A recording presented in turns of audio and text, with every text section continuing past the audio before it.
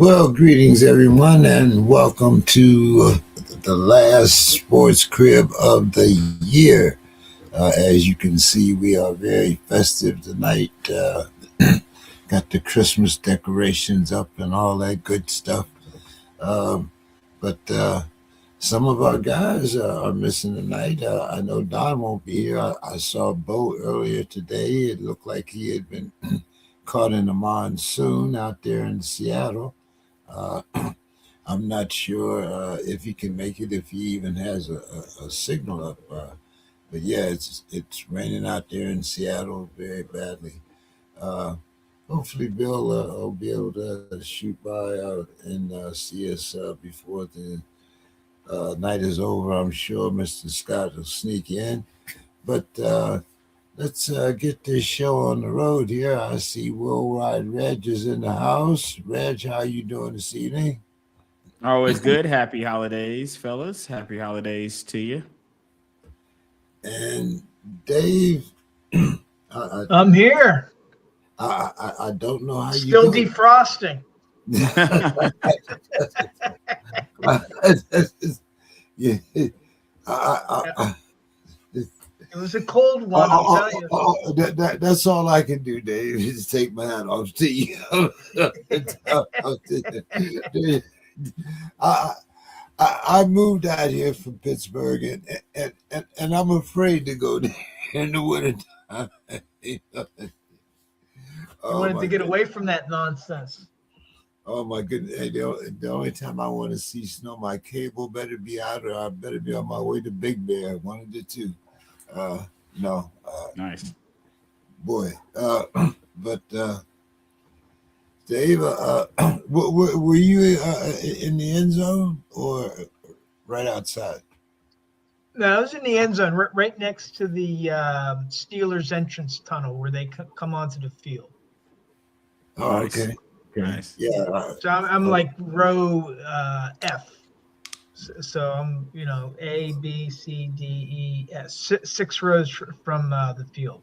Oh, you get the field goal. No, that's right. There's a net there now. They don't do that anymore, do they? Yeah, they have a net. That's in the center. I'm kind of like off to the one corner. Oh, well, you must have caught both of the ones they missed the other day, then, right? Yeah, well, when Jonnu Smith came in, he was like right there. I mean, when he scored his touchdown, he was right there. Nice. Oh, yeah, good. Oh my goodness. And Good crowd. I was surprised on such a cold day, and the tickets were selling really cheap. Really. Like I had a friend, he had a last minute cancellation. He had a ticket in like section 510, which is pretty high, and its face value is 131. He sold it for $50. Oh, yikes. And tickets, you can get them as cheap as $19 on Ticketmaster, which is very, very cheap. Yeah, for sure. But I think what happened is the local Pittsburgh fans, they saw that all of a sudden the tickets were affordable, yeah, and they snapped them up because Yeah. It came the out. stadium was pretty. It wasn't SRO, it wasn't standing room only, but I mean it was a Hey, good crowd. uh, Yenzers and cheap tickets go together. Believe me, Yeah, Exactly. for sure. Absolutely. Bingo. you know. But yeah, it was. I was just looking at. I didn't know whether I was looking to see if you came by reindeer or what. I mean, but that's I don't know. I still think the one in Buffalo is the classic. Um, Oh yeah. Yeah, man, that Well, looked because crazy. what That happened in picture looks crazy. Buffalo for that playoff game is they claimed on the radio, oh, we had these people come in, Buffalo fans came in and they shoveled out the stadium. Well, what they didn't tell you, all they did was shovel the steps and they just piled the snow onto the seats. You're right. And then they left the shovels there. We had to shovel out our own seats when we could. So yeah, that was pretty rugged because I was literally sitting on a pile of snow. and We just who's that just had that problem Sunday? They didn't clear out the snow for the fans. What Oh, was that? Cincy? yeah, I think it was because Baltimore played the Bengals in Cincinnati. That sounds right. Yeah, well, Reggie, you guys didn't have that problem, but you did manage to beat your rivals, maybe even knock Yeah, them out of the playoffs. man, it managed to get a W, but stuff like that. I mean, they're nice, I guess. They're good wins, but when you suck, you still suck. It's kind of like I see where fans can find hope in such things, but the reality is you're still not a good football team, and that's kind of where my hometown team finds itself right now. Not very good. And Well, a lot of Pittsburgh fans would agree with you, Reggie, that their hometown team isn't a very good team. Yeah, I like it. I mean, Pittsburgh to me is just the offense, man. The only thing that gives me consternation about the Steelers is the offense. That's the only thing because you see what's gonna happen some days, guys. Even when on days where we do put up almost 30. I don't know if we did get to 30 that game. I think I turned it off like 28. Forgot the actual score. But 29-15. 28-15. 28-15. 28-15. It just doesn't mean that we'll do it again next game. Next game could be 12 points. So you see what I'm saying? The consistency that we can see from some quarterbacks and some offensive organizations. Maybe their defense sucks, but they're at least score 20, 30 points fairly consistently throughout the weeks. We seem to have weeks where we look like the Lions. We put up almost 30, and then we have weeks where we look like, the Titans or something. We're barely struggling to put up 12, 13 points. So it's like it's a struggle. It's a struggle, but I'm definitely happy to get the win as Tomlin gets another one. For all the people, all the haters out there, I love to see it. I love to see it. I also have to eat another big bowl of crow. Somehow, I don't care what Mr. Scott says. It looks like Tomlin is going to pull out another winning season, unless something happens. I don't know how this is a surprise. I've said this on this show. There's only 3 human beings on the show currently. Out of the 3 human beings on this show, there was only one hating on the Steelers, and it wasn't the guy whose name starts with D, and it wasn't me. It was the other guy. Was the only human being on this show who said the Steelers are going to suck this year. I just said the offense was going to suck. I never thought the team was going to suck. You gave up hope before we even started, James. Like, you gave up hope before the season even began. I gave up hope when we signed ayahuasca. I don't know why it was a disaster. I mean, to be fair, a lot of people did. And I predicted 8-9 at the beginning of the season. That was my season prediction, was 8-9. But I think the thing is that Aaron Rodgers, I think, has convinced. I talked to a lot of people at the game, and I think Aaron Rodgers has sold a lot of people that he is a leader. He's a good. He might not have all the skill that he had a few years ago, but that mind of his and his leadership is something. And just like in his post game comments, when he started talking about the not the castaways. He had a term for all the fringe players, and he started talking about all their contributions. The guys like Connor Hayward, Ben Skoranek, right, and that resonates. Those guys hear that message. And I was very surprised. Like I said, his arm. I had doubts about his arm. I still, I still think, realistically, one and done in the playoffs if we have to go to Buffalo again or one of the better teams. But I am, absolutely ecstatic to see Tomlin keep his record intact. And a lot of people know. I said this was a conspiracy year to get rid of Tomlin. I thought, but now that he has possibly has a winning record, Well, here's one thing, James, and maybe this is a little good news. For Pittsburgh to make the playoffs, they almost have to win the division, which means they'll be playing at home for their first game of the playoffs. If and this is a big if. I mean, I'm not going to say, hey, they're a lock, but if they win the playoffs and right now they're kind of in a driver's seat, then they'll be hosting the first game. Well, but I tell you what, if they lose that first game at home, oh my, you'll hear it, and it doesn't matter who they play. You'll hear it. They can lose it. And what's funny about that, Dave, is there's a ceiling on this team, and I don't know if the fan base sees it. It's kind of like how some of my home fan base, there's a ceiling on it, and as good as you may think things are getting there, until I see a consistent offensive performance from the Steelers, maybe they go on a run, Dave, right? And they really start to look like some of the offensive powerhouses of the NFL that we've seen, right? Because it just seems like did you watch that Lions-Rams game? Guys put up 70, 80 points in that game. And it looked like the points they were up to what Pittsburgh normally scores in the first half of that game. They were up to that. So when you see, that's what real offensive powerhouses in the NFL look like. That's what they look like because they're well-oiled machines, and they're going to put up 20 to 30 casually. Pittsburgh, we can. If we got Connor Hayward going, if we got Skoranek going, if we can get everybody going, we can squeeze 28 points. We can get there. But look what it takes to get there. Look what it takes to get there. Wow. Meanwhile, Matthew Stafford looks like he's throwing backwards and getting to 25.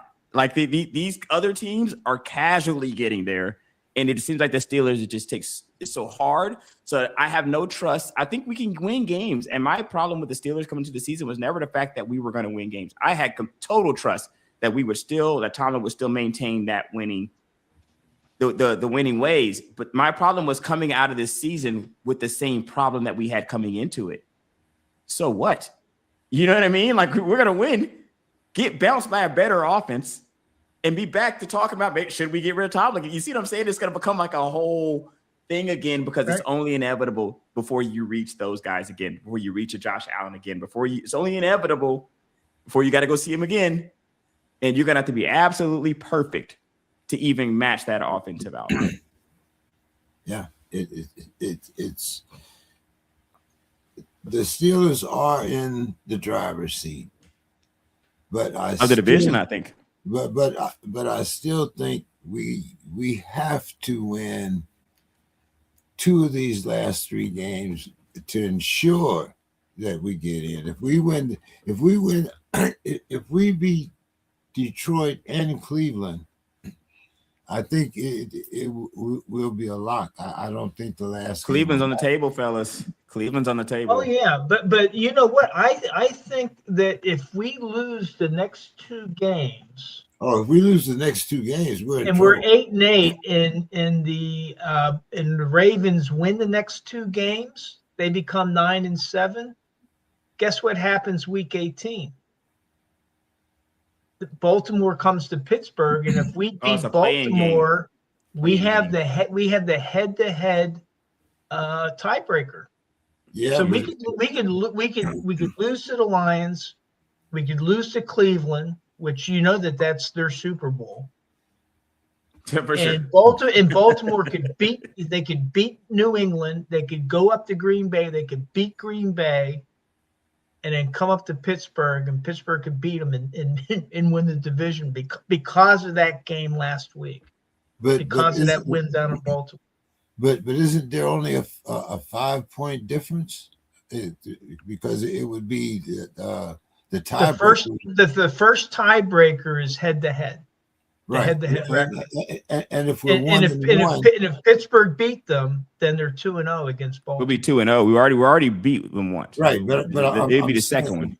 But I'm saying, if Baltimore would win and we're 1-1, then the tiebreaker is who wins by the most points. Right?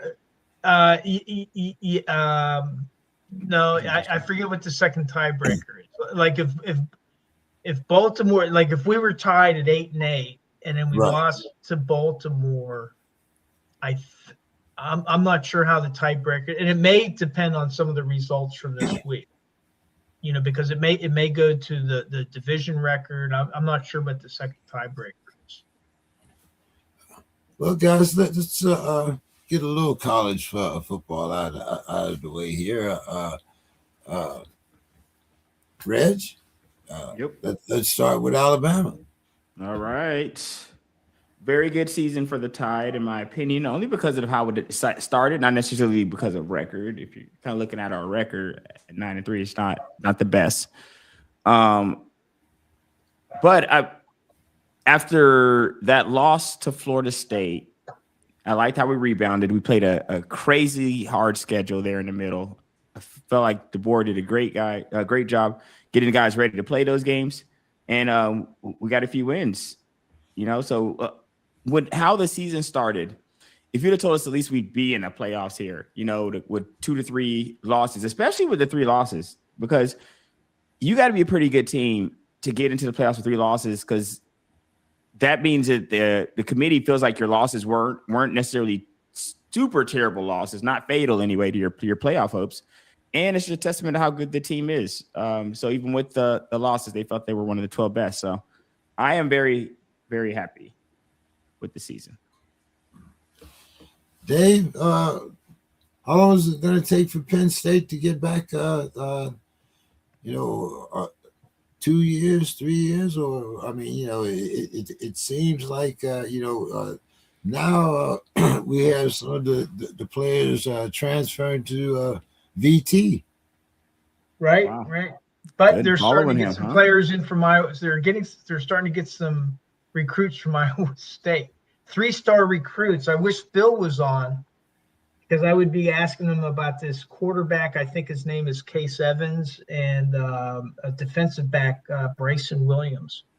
So they're also, because Matt Campbell was a recruiter too, and so he's starting to get some of the talent that he had recruited to go to Iowa State to switch over either through the transfer portal or to change their commitment to Penn State.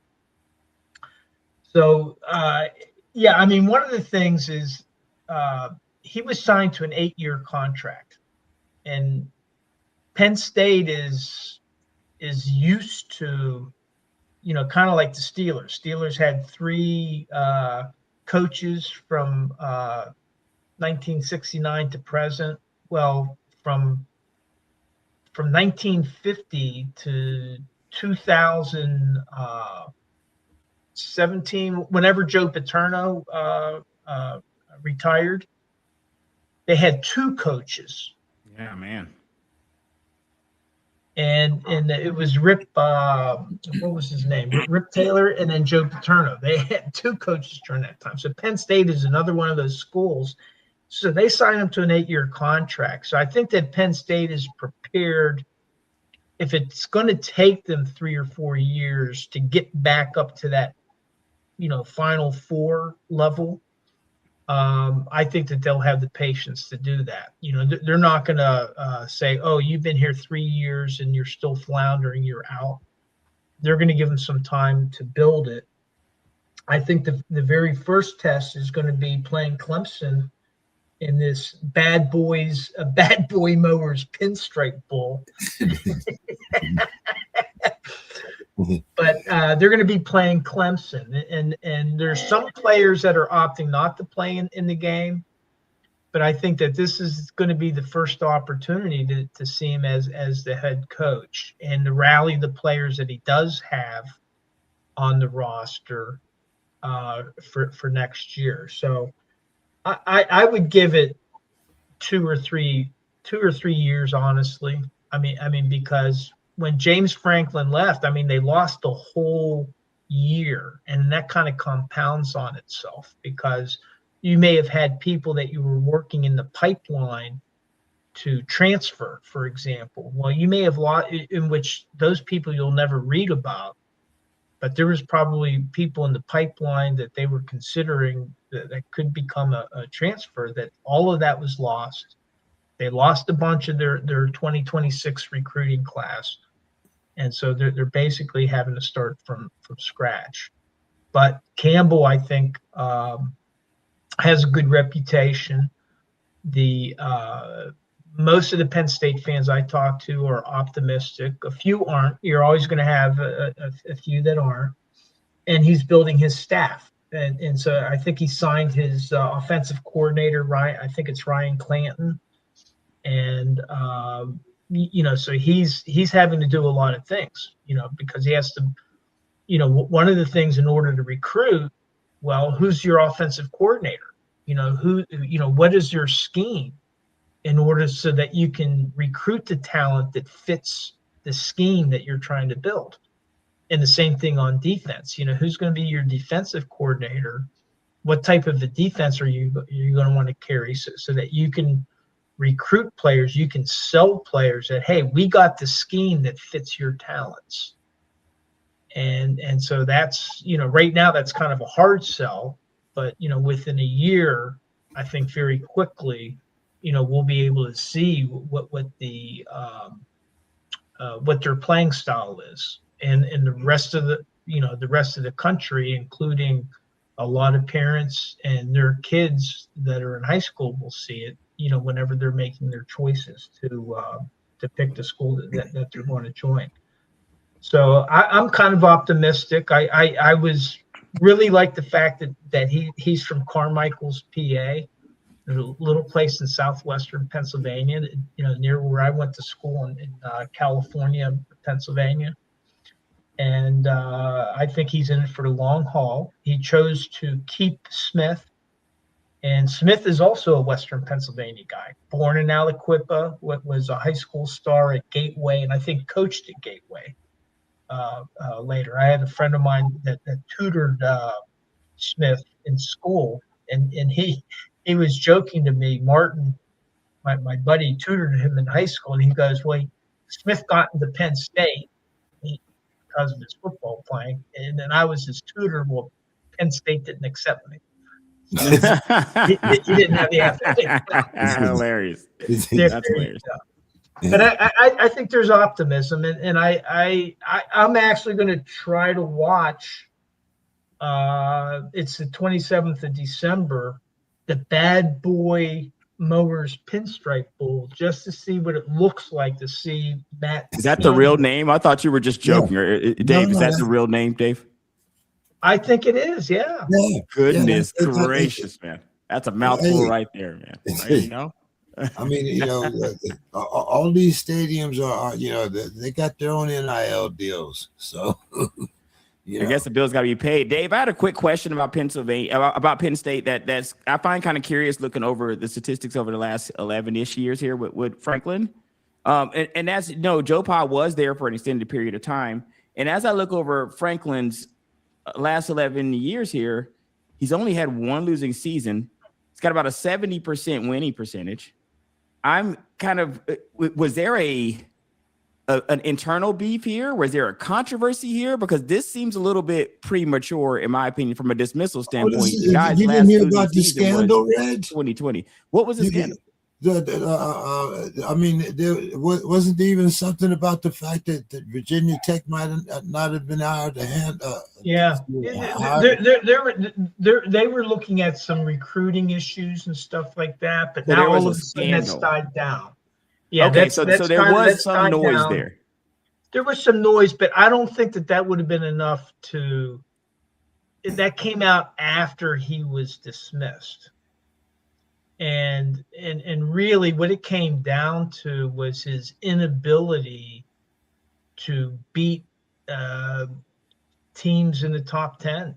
I mean, he just had a horrendous record against top 10 teams, and he just wasn't competitive. And I think the thought was that, hey, you got the talent, we've given you the money. They dump a lot of money on their athletics at Penn State. And he just was not competitive when it came to the head-to-head battles with teams ranked in the top 10. Michigan. Ohio State, all that. I think he only won like 2 or 3 of those games. And in the 11 that was the years. killer. Yeah. His overall record against top 10 teams was horrendous. Okay. All right. So that's maybe looking a little bit deeper than just what I'm seeing here, for sure. Yeah. I mean, otherwise, I mean, he didn't need to win a national championship. That was not why. It wasn't for not winning the national championship, but it was not being competitive against that caliber of competition, if that makes sense. Yeah, because I think they're probably figuring like we're spending that caliber of money, like we're putting money up, and we want you to compete with the big money teams. It's kind of the same way it works for my soccer team with Real Madrid. It doesn't really matter if they beat the lower teams. If they're losing to Barcelona, people are going to say they. Yeah, and the other thing that happened was whenever they lost to Oregon and then they came out flat, he lost the locker room. There was discontent in that locker room. And that I think also kind of compounded that. So yeah, when players started talking about leaving, that really did. I think that was nail in the coffin, as they say. Let's talk about week 15 here. We had a few things happen. Of course, Micah Parsons went down for the Packers, season-ending injuries. Even though the Chiefs are, I think they're officially eliminated now, but Mahomes went down, another season-ending injury.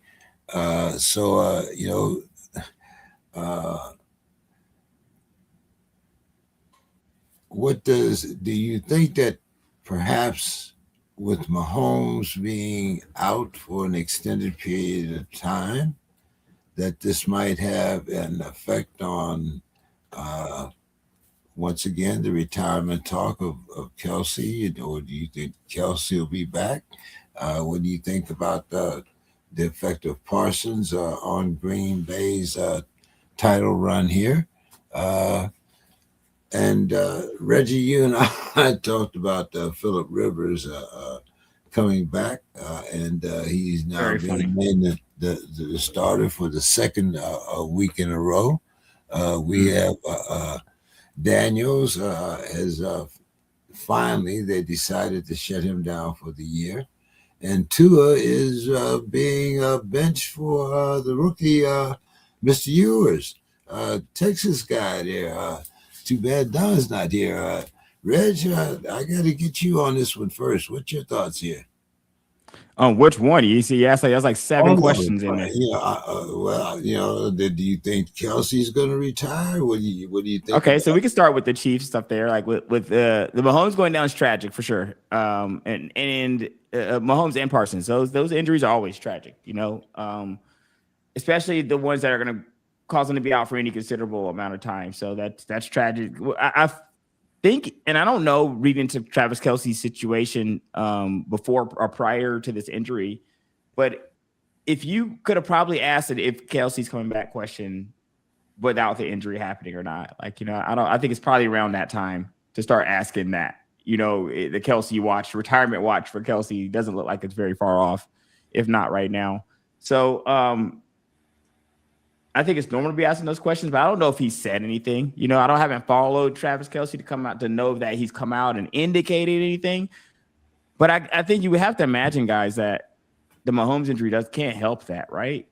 If you are thinking about sitting it down and you see your guy go down like that, how does that help you want to stay? It doesn't seem like it would, in my opinion. And what do you think about Parsons in Green Bay? Tragic for Parsons. He was having a pretty good season. I like that acquisition for Green Bay. It was looking pretty nice. It was coming together for that defense. Just another tragedy. I think he's for sure he's having surgery, right? Has he had surgery already? I think he's gonna have surgery. Or I don't know if they're making the decision on whether he's gonna have surgery or not. Well, either way, he's not suiting up again this year. That's for sure. He's done. He's done for sure. He's done for sure. Going into next year, and just sucks. I don't really know what else to say about these types of injuries. They're tragic. I got to go see what's up with Devontae Adams. I didn't I was watching the game, and Devontae didn't look like he was happy about it. I didn't see the severity of that either. I think Devontae may be out also. I hadn't read the latest. I think he's week to week right now. Is he week to Okay, week? so not as severe as the other guys, basically. Not as severe as the other guys. Okay. So what's your thoughts here, Dave? Phillip Rivers back at 44. We got Tua set down. After his performance in Pittsburgh, Parsons, the Parsons effect. On that Packer defense. Yeah, well, I think the thing with Kelsey, that depends on what the prospect of Mahomes' recovery is, I think. Because if it's one of those things of where he gets surgery and it's like, okay, well, I'll be back in time for the beginning of next season, maybe not week Which 1. Is the hope, from what I read, is the hope. Yeah, I mean, doesn't he have ACL and LCL? They're still trying to shoot, right? Usually I don't know if that's calendar year, but I think that it sounds like they're ambitious from what I read too. I read something similar to what Dave was saying. They're aiming for week 1, but we know they always. I mean, you could expect like a year out, and then you start working out, which would mean his next year is in jeopardy. But right. They haven't done that. First, they have to do the surgery. Yeah. And then they have to see, once he starts rehabbing, okay, well, what are the prospects? How quickly can we get in there? And so those, whenever they say, well, he'll be out for a year, well, then that's based on, they have a base of here's all the similar surgeries that we've done, and these are the recovery times, and this is the mean time. Half the players have taken longer to get past this point, but half have come in earlier. But this is the point that it normally takes in order to be back playing. Well, is he going to be, that's the mean. It's like, okay, am I going to be below the mean? In other words, am I going to be able to come back quicker? It's kind of like Aaron Rodgers. People thought he was done with that Achilles. Yeah, he came back pretty fast. He came back much faster than people anticipated. So I think that's going to be the measure is that, once, and I don't know if we'll get any reports on that.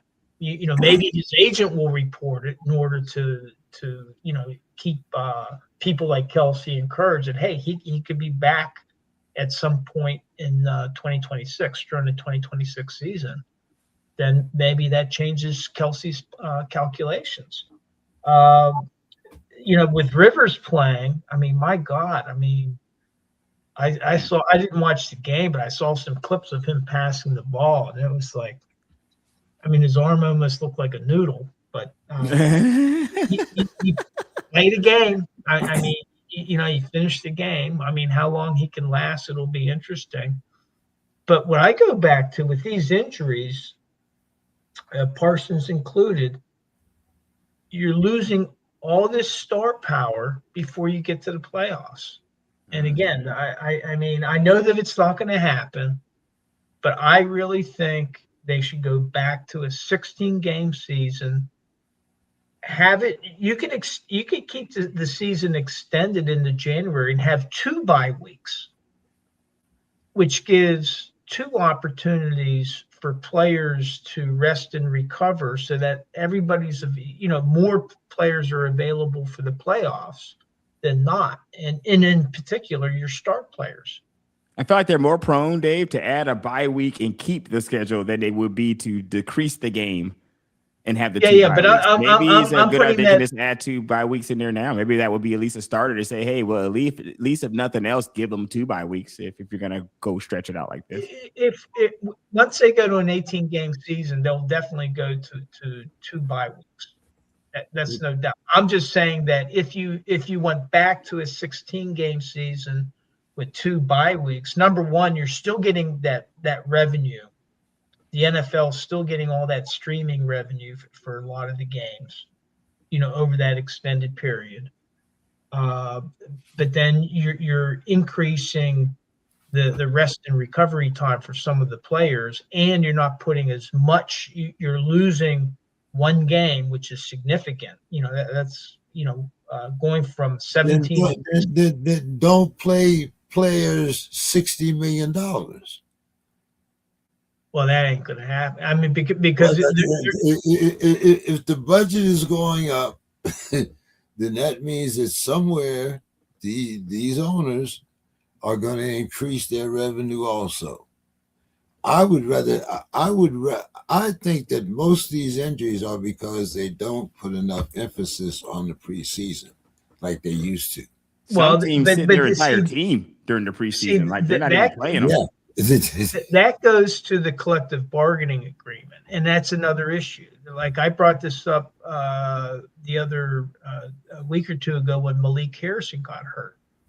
Malik Harrison got hurt because he made a poor tackle.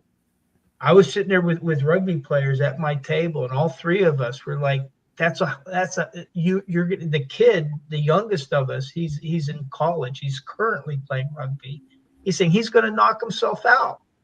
And sure enough, he was knocked out of the game with a concussion because we knew the tackle that he performed was a dangerous tackle. The technique was bad.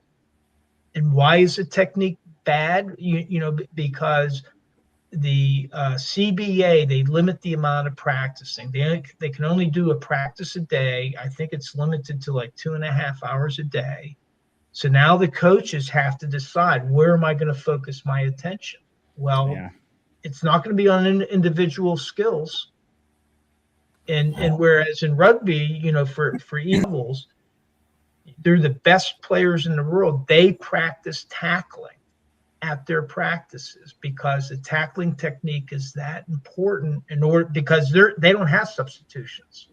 Well, their substitutions are limited. So it's very important. You can't lose a player because of the bad tackle, because they hurt themselves. And that's tackling starts at Pop Warner. If you're not taught the proper techniques from the very beginning, then you are apt to be hurt. That's why you're taught to have your head up. But if you don't continue practicing, you're going to lose that skill.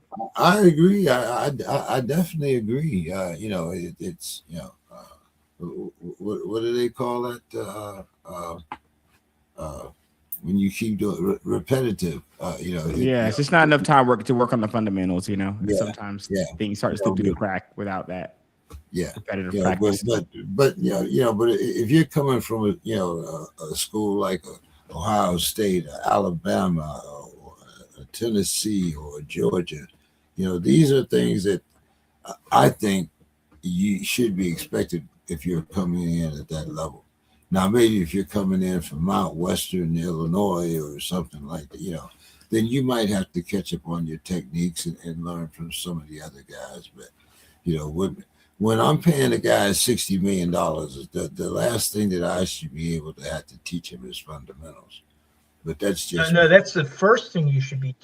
Well, if you're in $1 billion industry, the first thing I should see his fundamentals before I draft him, shouldn't I? But again, if you're not practicing it, you're going to lose it, and that's the way it is. And once these players get in the NFL, they're practicing less than college players are. Yeah, and they're going to lose. Sure. They're going to lose those. 100%. And as Reggie pointed out, you have your whole starting team sitting, doing exhibition or whatever time, I mean. I think that's also what's responsible for the first couple trash games of the season, guys, is because of those preseason woes. That's why those first couple games of the season, those are our preseason now, guys. Those games count now. That would have been your first preseason game back in the day, and now that game is actually a game that gets played. I mean, they used to play like 6 preseason games. Yeah, was it? Yeah, you played 6 preseason and 12 regular season, wasn't it? Yeah, or I think it was when they were in the 14 game season. Even they were playing 6 then. Okay. Well, damn, I'm showing my age now. I don't think anybody even remembers the 12 game season. Yeah, that goes back a ways. But Reg, the Broncos and the Rams, they both clinch. But are we most likely to see either of these in the Super Bowl or both? I don't think it's crazy to say they would be. And also, just to go back on the Phillip Rivers situation, I do find it hilarious that the guy was able to come off of his couch and compete. Like, that was a competitive game. Like, the game was not a blowout by any stretch of the imagination. And was that against Seattle? I don't think that Seattle is not a bad deal. I think it was against Seattle. No, and Seattle was held without a touchdown. They kicked 6 field goals. So when you're that's not a bad defense. You see what Seattle's done to a lot of guys that's been playing in the league this entire season. So Rivers came off his couch and played in a competitive NFL game, guys. I don't know if people understand how hilarious that really is. That he was able to come. And you know what? Who's the only one of us picked Indiana in that matchup, Indiana-Seattle? And you can guess who that was. Of course, it was Bill. Bill was the only one that picked Indiana in that game. He took everybody else took Seattle to roll over Indiana. Of course, because you think this guy is going to come off the couch and then now you guys are going to be good. He came in like 2 or 3 days. And he looks every bit the part of a 44-year guy off the couch out there on the field from a visual standpoint. He looks like it. And then he came in and, like you said, some of those throws weren't pretty at all. And then he plays a competitive football game. I think that's shout out. Well, you know what he did was on the couch? He didn't lose his brains. Right, the acumen for sure. He's a competitive guy, and he knows what he needs to do. And part of it, I was joking about his arm looking like a wet noodle, but I mean he knew how to avoid getting in trouble, getting rid of the ball at the right time. Hey, I got to dump it off. Where other quarterbacks might hold on to it for too long. He didn't lose his smarts.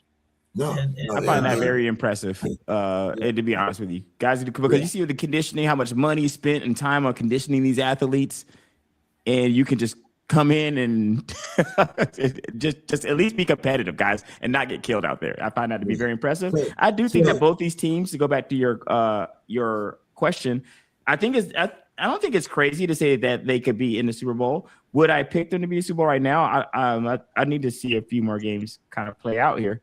But I like both of these teams. I like both of them. I like the Rams and I like the Broncos. You know how I've been singing Bo Nix's praises since the preseason of last season on this show.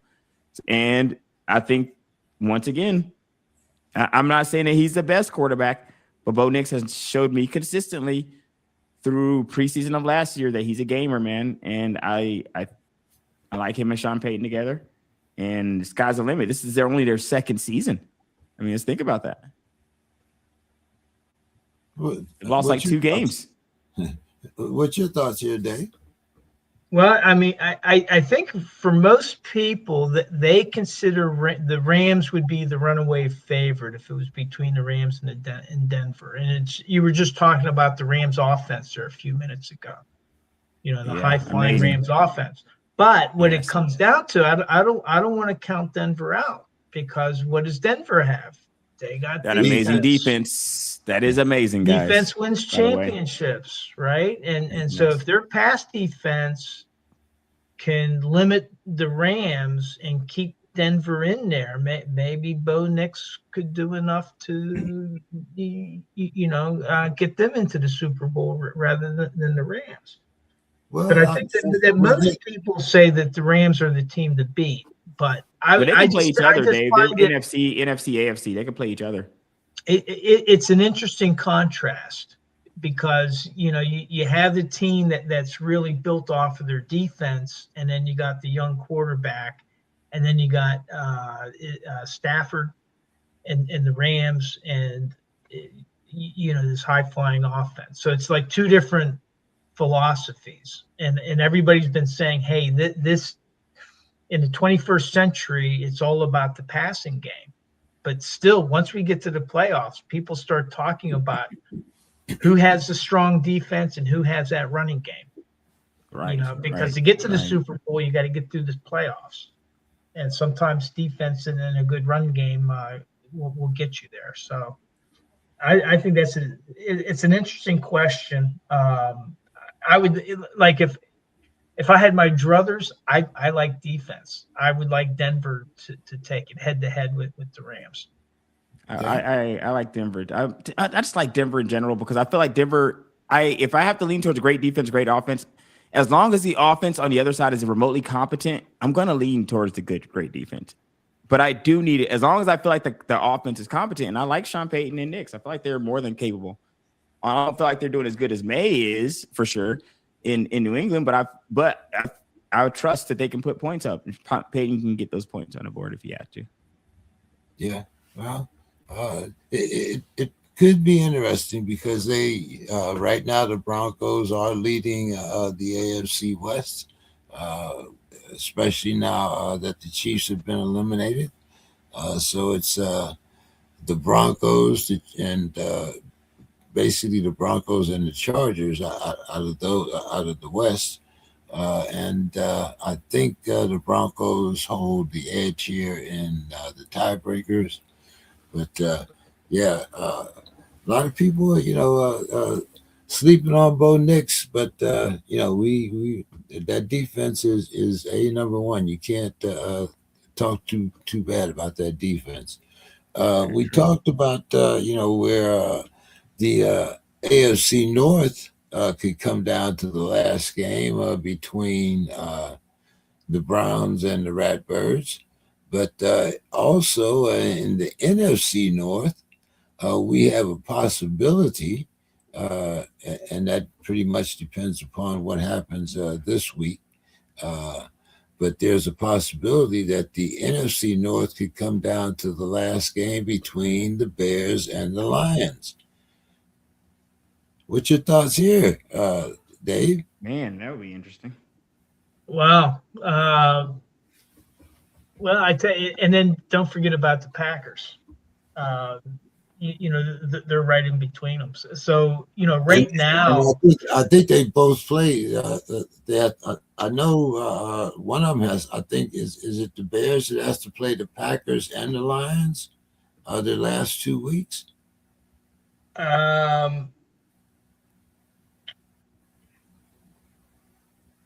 Because I think that the Lions play the Steelers, and then their last game is with the Bears. I forget who they're playing. I think the Bears play Minnesota.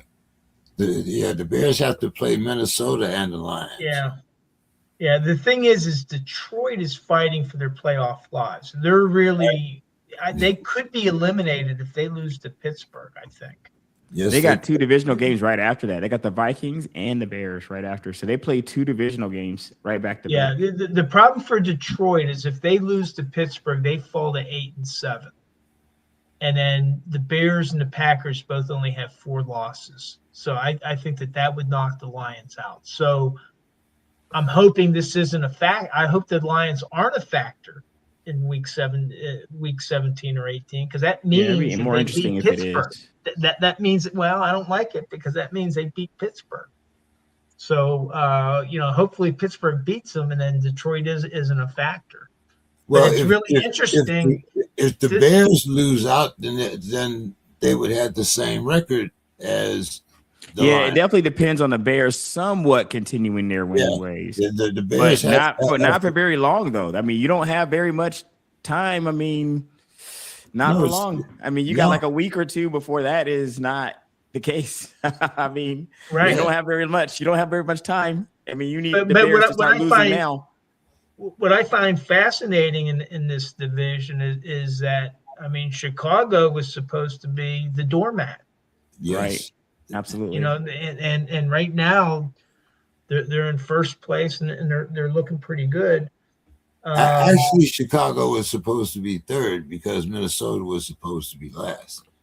Not in the preseason. No, Minnesota in the preseason. Minnesota has Super Bowl hopes. There were some people saying that the Vikings could go to the Super Bowl. Supposed to be vying again for the division And it I was remember all that. riding on JJ McCarthy. JJ McCarthy, man, the JJ McCarthy train. I recall that was a very high hopes for the Vikings. They had Penn State size hopes there. I mean, things were coming into the season, and I guess maybe derailed with JJ, injuries, and I don't know, but it definitely didn't go the way that the preseason Vikings were supposed to go.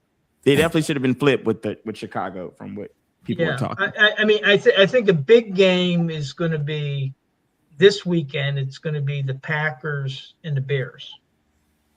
That's big game. That Packers Bears game could determine who's going to have the driver's seat in the division in the last 2 weeks. But that's going to be a battle. I don't think without Parsons and that pass rush, I do not think. I think the Packers are the ones that are almost on the outside looking in now. Well, I mean, they definitely losing Parsons is a huge blow. So now it's like, what do they do? Do they poach somebody off of somebody's practice squad? Do they find somebody that they can sign that's unsigned? That's what a lot of teams are doing right now. Pittsburgh just signed Jeremiah Moon off of the Panthers. So now they're going to have to release somebody off of their 53 because they're trying to bolster their edge. I'll talk about that in a little bit. But again, it's like, okay, right now the Packers took a blow. They lost Michael Parsons. Now, what do they do to try to compensate for that? And, because they got to play the Bears. And in this game, it's a huge game because it's whoever wins that game will be in the driver's seat for the last 2 weeks. And it's probably going to take up until the final. On all three of their games, division games. Well, which team? For the Bears?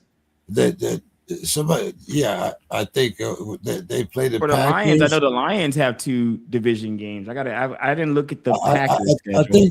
I think the Bears play the Packers, the Vikings, and finish with the Lions. The Bears and the Packers might play twice. It's the Packers, the 49ers, and the Lions. For the Bears? Yes, the Bears play the Packers, then the Bears play the 49ers, then the Bears play the Lions. And the Lions play Minnesota and who?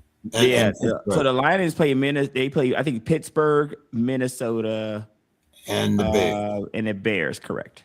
Yeah. Some divisional madness there those last couple weeks there in NFC.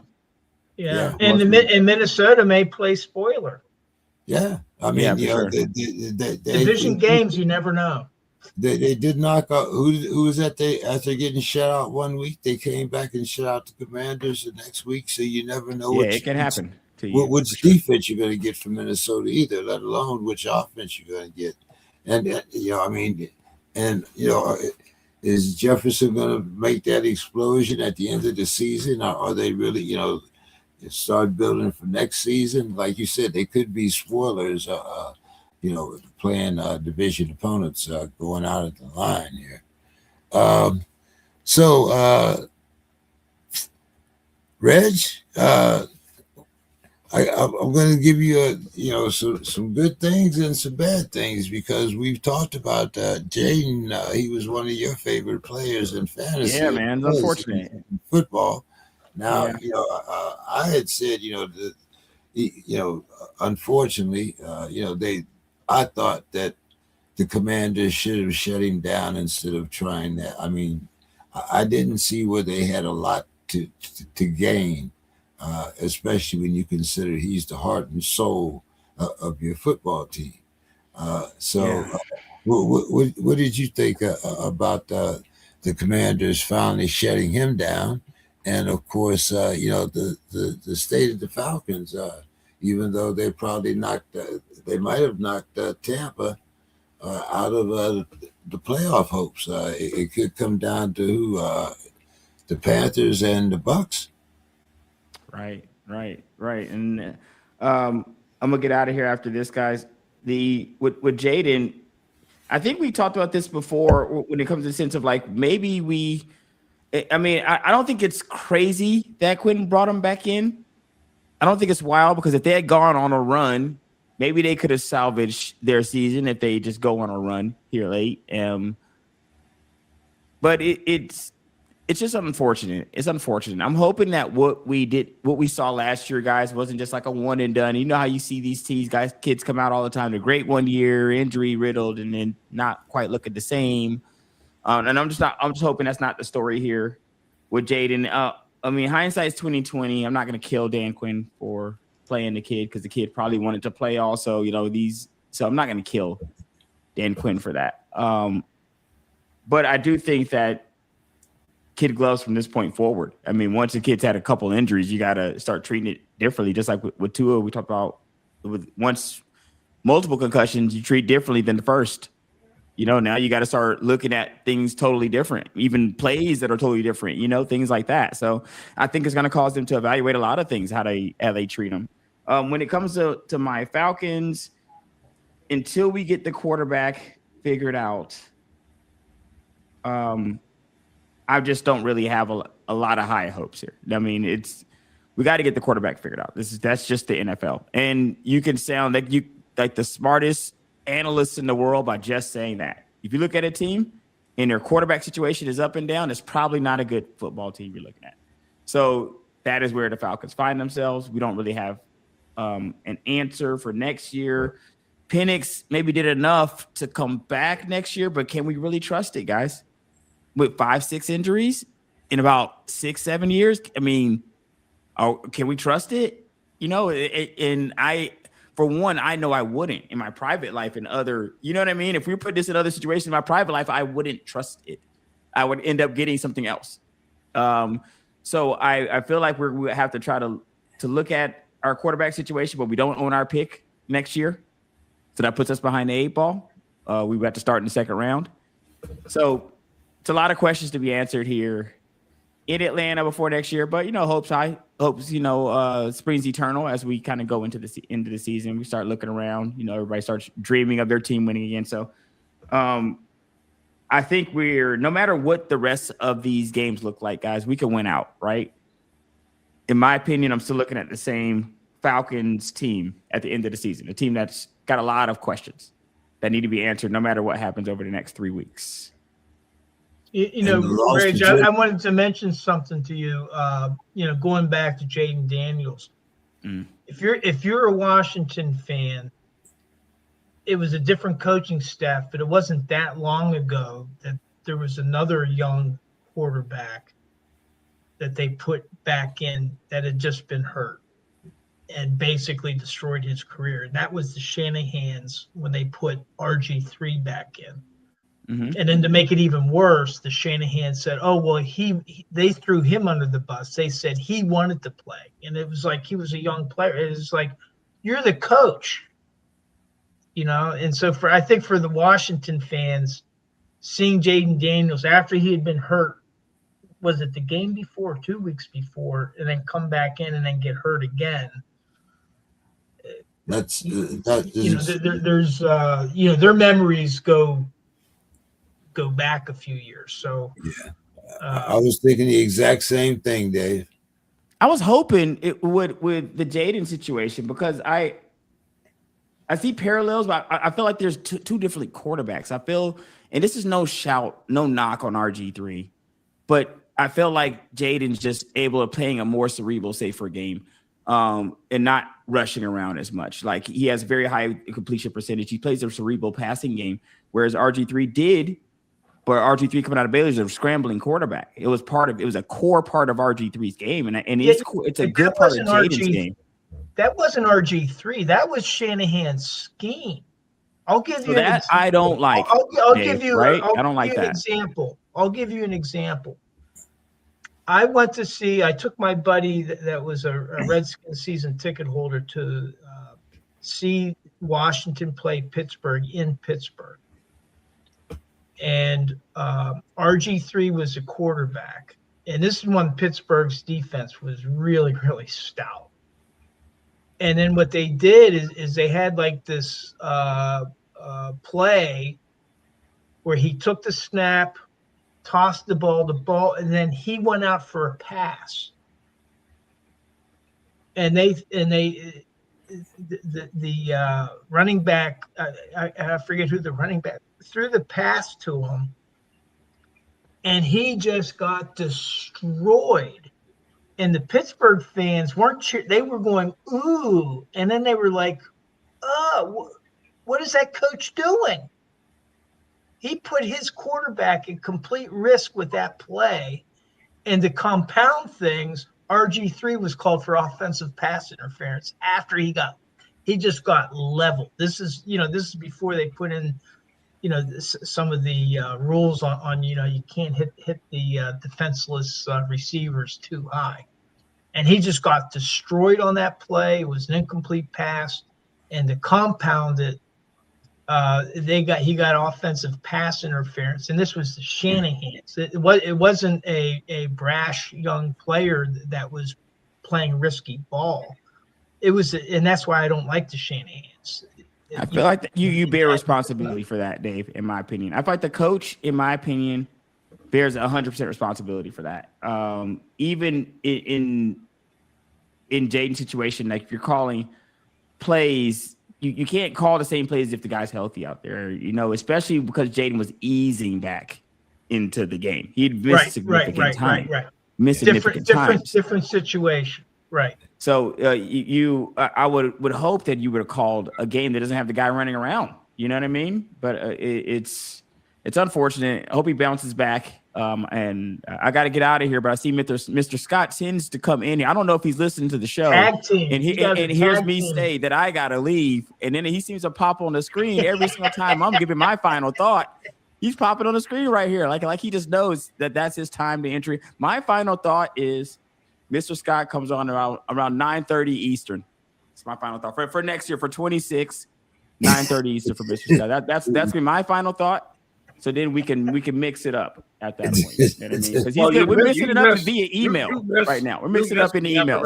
You didn't realize how high you were in the Turkey of the Year award. You were right. You were 1 and 2. So that's what I would have known if you came on at 9:30. That's what I'm saying.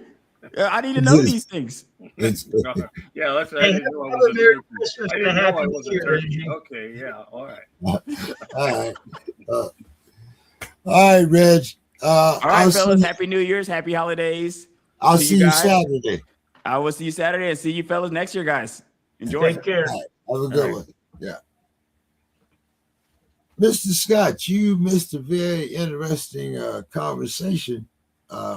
Oh, really? About the love fest for Tomlin? Did I miss that already? We haven't gotten to that yet. My goodness! I just hoping I had a voice. No, it looks like. Well, no, I'm gonna leave that alone for right now. But I did want to talk about what I thought might be a very important game, even though the hopes are very slim here because we have a couple things that a couple factors that we didn't have last week. One, we have the Micah Parsons situation. So what does that do to Green Bay? Because Green Bay and the Bears have to both. No, Green Bay, the Bears and the Lions. I'm sorry. Have to play Minnesota within these next couple weeks. So now, and the final game of the season could come down to the Bears and the Lions, depending upon how many spots the NFC North gets. What is your thoughts here? Are the Vikings going to play spoilers, having to play two division rivals? Are we going to see the winner of the Lions and the Bears are going to be the NFC North champs? What do we expect here, Mr. Scott? Well, the Vikings are out of it. I mean, they're out. They can't. From what I saw, the math that I saw, there's no way they can get into the playoffs. But they can help knock the other two guys out, though. They've been eliminated. And, you can't think that JJ is rejuvenated with one game. Yeah, he kind of bounced back. But, he still has some growing pains. They can't get the ball to Jefferson, which is a real travesty, wasting this guy. He should be traded. I mean, you already saw where Thielen wanted out. He wanted out, and where did he go? He goes over there. He goes over there of all places. That's where he goes. But he might be out of there because Devontae Adams is out in New York. So they may pick him up and get rid of Thielen. I could see that happening. I really could. I could see Awaska saying, get this guy in here. But, will they play spoiler? I mean, I think the big game in the Central is really this week with the Bears and Green Bay. Okay. That's what I was just saying. Bears and Green Bay. 100%. Even with Parsons out, you think that's the game to call? Yeah, I still do, because are the Bears, Green Bay, they still look good. I mean, I lean toward them. Okay. Chicago people, they lean toward the Bears, but they lean toward the Bears all the time. They're like you guys, it's just Pittsburgh. So you can't go by what some of them say. But Green Bay, will the Vikings beat anybody else the rest of the year? Well, that's really the question. I mean, do they really, now that they're out of it, do they really care that much? Are they going to really? So I'm not enthusiastic about the Vikings at this point. I mean, I'm really just curious to see what Pittsburgh is going to do. I mean, everybody was talking about the man had one foot in the grave. Now they're calling the man Lazarus. Now he's Lazarus. So he just continues. Well, two weeks ago, they booed him off the field. They were talking. I know. I mean, come on. I just had to apologize because it looks like he's going to have another 9-8 season. Well, this is where, if you want mediocrity, this is your man. How can you have mediocrity when you win for 20 consecutive seasons? How can you call that mediocrity? I'm just asking.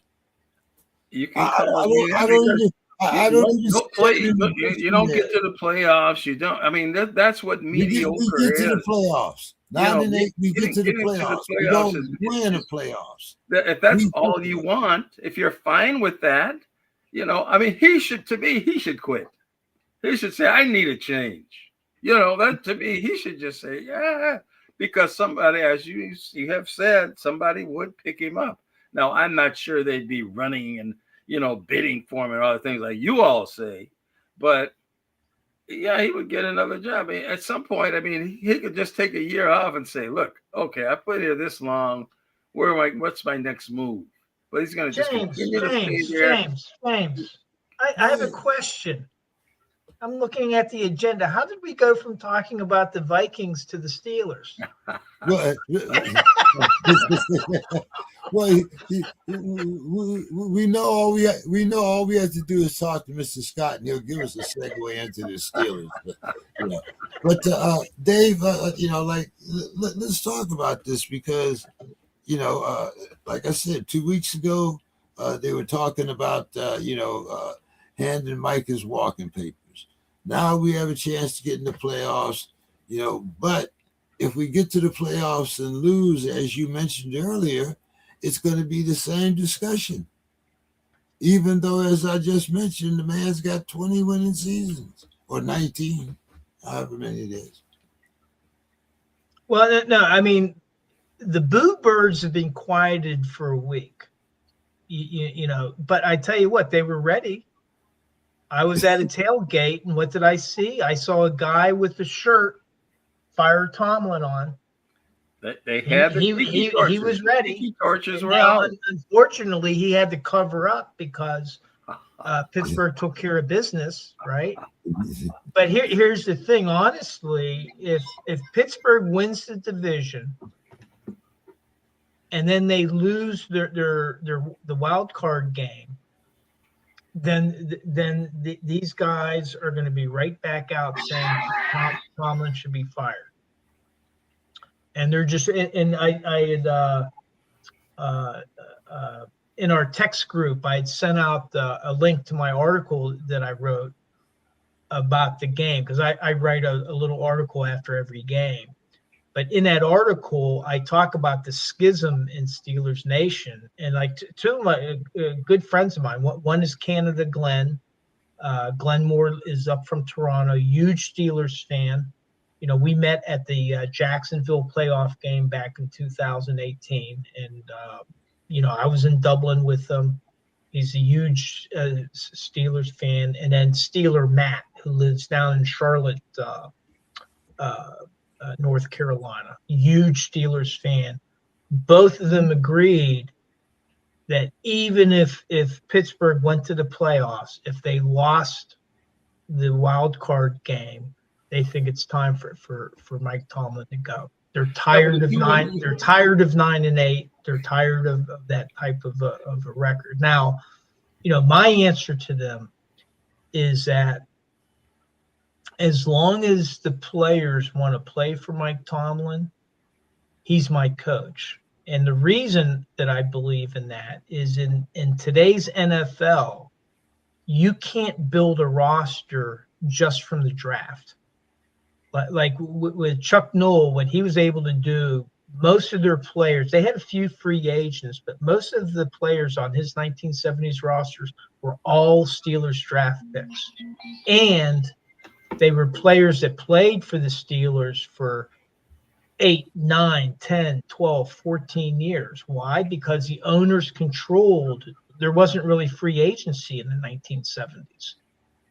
And so now with the free agency in there, you can't hang on to players. And players are starting to choose where they want to play. This is it's like a not quite the same, but it's kind of like, you know, remember the Miami Dream Team in the NBA, when all these players decided we're going to go to Miami and create this dream team, and they won. I think they won the title doing that. And so what players are doing now is they're picking and choosing where they want to play. So where Pittsburgh at one time was nobody wanted to play there because Pittsburgh was considered a smoky, dirty city that had a lousy football team, you know, back in the 1960s. Well, now it's a destination of choice, not because it is a nice city because they don't, you know, make steel there anymore, but it's because of the coach. If you ask DK Metcalf why did he sign with Pittsburgh, it's not because he loves Pittsburgh. It's because he respects Mike Tomlin as a coach. And that's what you need. You can't have like Tom Coughlin. If you remember Tom Coughlin up in with the Giants, he was like a tyrant. Yeah. That kind of coach can't. Mike Singletary, when he tried to coach over in California and tried to whip those guys into shape, you can't do that in today's NFL. They'll just leave. You know, they become a free agent. I'll sign elsewhere. So somebody else will pay me where I can I feel more comfortable. So that's my answer to the Boo Birds. As long as the players want to play for Mike Tomlin, then Mike Tomlin's my coach. If he loses the locker room, well, okay. Now they don't have a chance. They can't. They're definitely not going to win at that point. Yeah, but can they win the division and still be a wild card? I mean, can you still be a wild card if you win your division? Well, because there's only 7 teams that make the playoffs.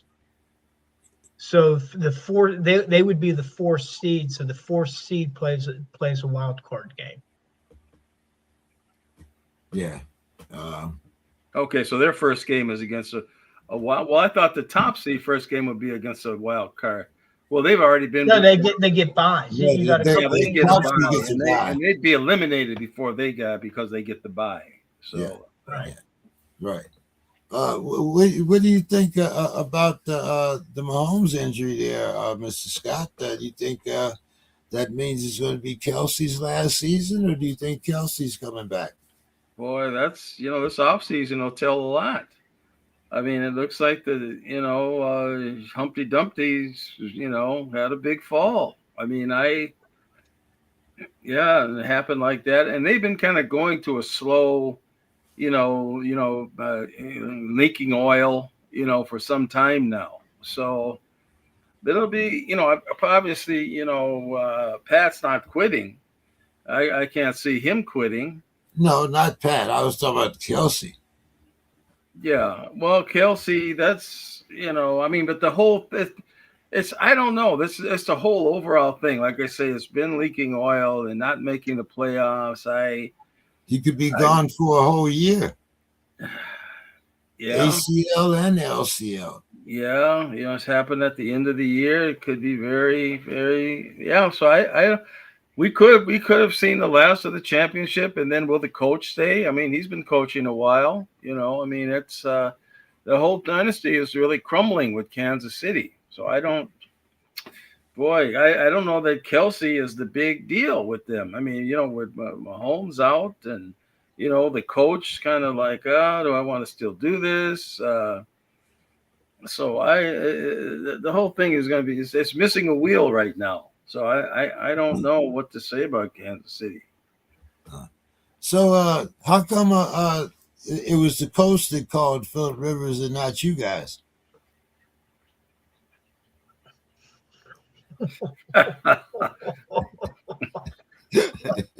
We have a starter. I think I think the man with the Mad Hatter is the one that's upset that they didn't. The man with the weird hats, he's the one that's upset that he didn't get a call. But he hasn't shown that he's interested in playing. He's just he wants to wear these weird outfits, and then he gets upset when they call a 44 before him. So to me, that's on him. That's not on the 44-year-old man.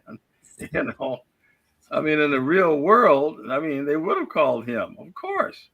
But so I don't see how they could be that desperate. How can a team let yourself get to a point where you've won that many games during the year and you got to call somebody that hasn't played in 5 years? I mean, boy, I bet they probably reached out to Brady first. They probably reached out to him first. Well, they couldn't talk to Brady because Brady's the owner now. He owns part of the Raiders. That's right. So, it was off the table. So it probably wasn't that he wasn't on the list. What do you think about Tua being benched after them losing to the Steelers, and now they're going with the kid that was quarterbacking for Texas before Arch, Quentin Ewers. Oh, so they did bench him. I guess I hadn't heard that. Yeah, he's benched. Well, they're another one that's kind of running on 3 legs. I mean, so I have no idea. I mean, how can somebody you just throw in there what they can do? I mean, it's just flip a coin. Are they going to do something? The team seemed to have been showing some life, though. They really had for a few games, but it's this year's done for them. The question that's going to come up, because they've sunk a lot of money into Tua. Oh yeah. So does the ownership have to make a decision between, is it McDaniel or is it Tua? Or both. Or both. But this could be one of those existential things for the coach, because he decides, hey, I'm going to sit this guy down. And I think that they parted ways with Judon, one of their defensive players. So it looks like they're going to a garage sale now. That's going to be interesting. Another guy, I'm still thinking that might be on the Steelers' radar, but we'll see.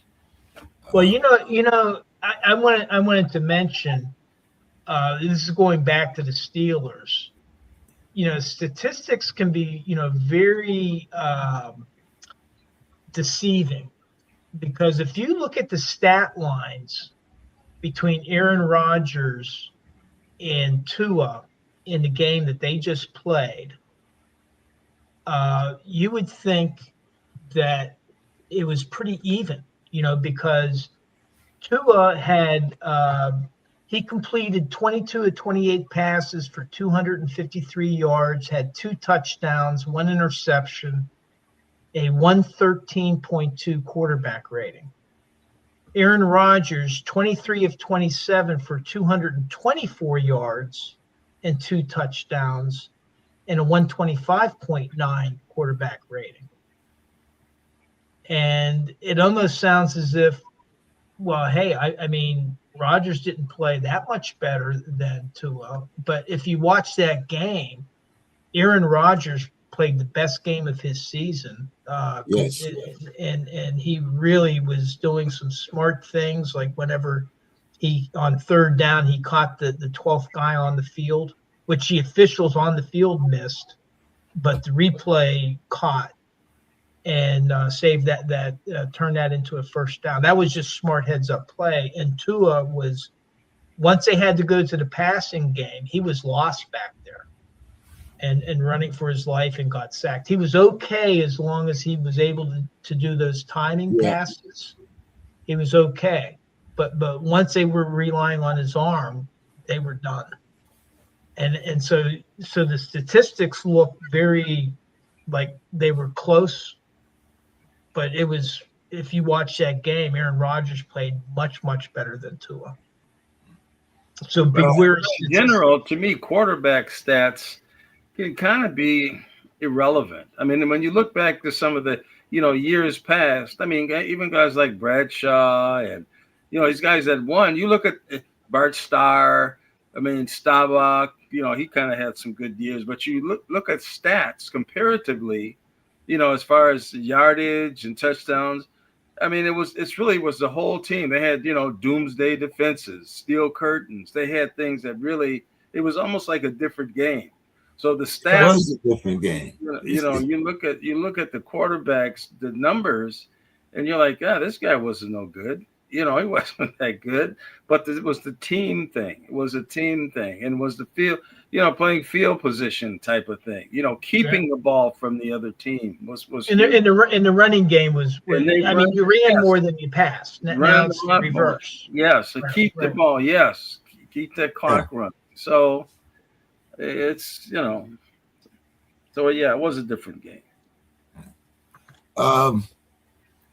Dave, and James, one more thing. I figured out, I believe and remember, I'm just the average Steelers fan. I'm not the above average Steelers fan. But on the playoff implications, I'm not buying that, but go ahead.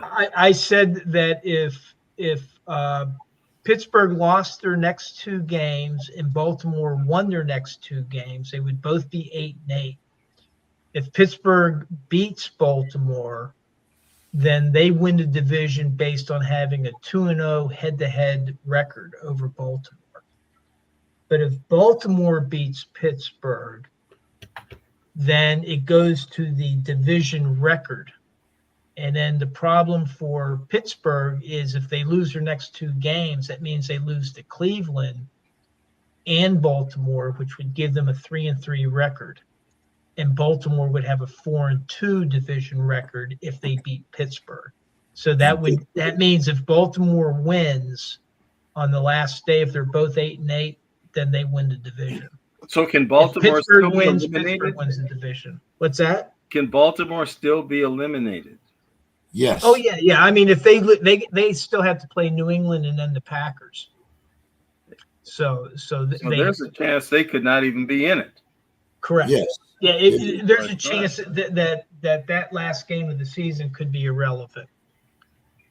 Yeah. That's what I was thinking. But Pittsburgh has to win out, and Baltimore. If we both win out, then I think Pittsburgh wins the tie. Correct. Yeah. All right. So, Dave, how do we stand here? Baltimore. What's that? I'm pulling for Baltimore. I mean, nothing, no offense to anybody here. I mean, I'm just, But now, once again, you're talking like you're talking about Pittsburgh. What happens if Baltimore gets eliminated if they lose to a wild card team? That's another million. Well, I mean, And that's what I was saying. That's when the Fire Tomlin crowd is going to be coming back out. Yeah. I mean, they're there. I mean, I like I told you, I saw that guy, good dude too. I like the guy, but he's wearing a Fire Tomlin shirt. They haven't even played the game. Then he had to cover up because guess what? Pittsburgh took care of business. I mean, we have an expression in Pittsburgh. We use the term yins, and for you all, and we'll call each other yinzers. A yinzer is somebody from Pittsburgh. Well, the expression is yinzers are going to yins. Yes. Meaning we can sometimes be a little nuts. So. It's going to be an exciting few weeks. It's going to be very exciting. It's with shuffling the deck right at the end. I do enjoy that. It makes all the games. Now, I want to ask you guys about another division here. What about that NFC West? We got 3 teams that have won 10 games or more. I think that the top 2 are 11 and something, and the team that's in third place, San Francisco. What are they? 10 and 4. Right, and then the Rams and Seahawks are 11 and 3. So now, what, Mr. Scott? What happens if 3 teams make it out of the West? Does that eliminate the Lions unless they win the championship? Well, we're getting to a point where it brings up that old beef that people had, So, I mean, when was it? A while ago, it must have been Tampa or somebody won their division 7-7. And then there was another team that had won 10 games, but they were eliminated, because winning the division trumps things like that. So, I mean, that they could run into that type of a situation where somebody has a bogus record and 10, 11 wins don't get you in. So that's, that's another wrinkle. I mean, I don't think that, I guess you have to have a division winner. I mean, I guess that's just the rule. There has to be one, even though they're no good. And there have been years where they haven't even had a winning record, but they win the division. Well, two thoughts. Number one, that's a lot of thinking process because the Lions are 8-6 right now. So there's a lot of scenarios that we would have to go through in order for them to get that wild card spot. But how about if Pittsburgh just beats Detroit up there in Detroit, and then that just takes care of the situation? Then we don't have to worry about it because they're out. Well, yeah, that makes some people happy. Of course, that would ease everybody's mind, sure, right? But that would depend on who won the Chicago Packers game. Well, yeah, for the division. Yeah.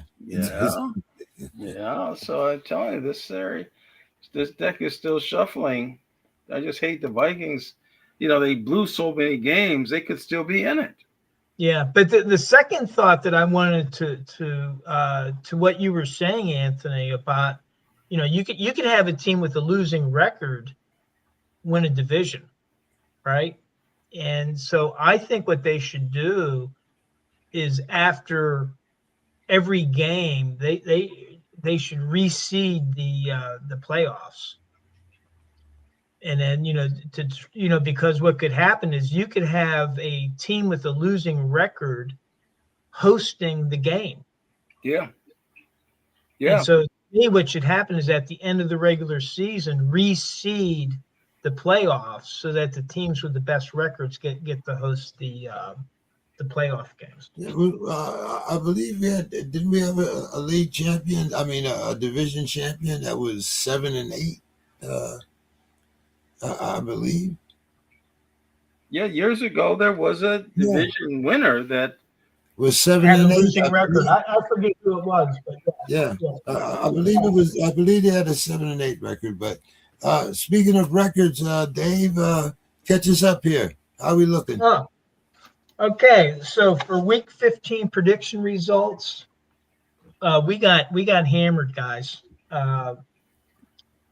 James, you only got 11 out of 32. Anthony and Demetrius were tied with 12 apiece.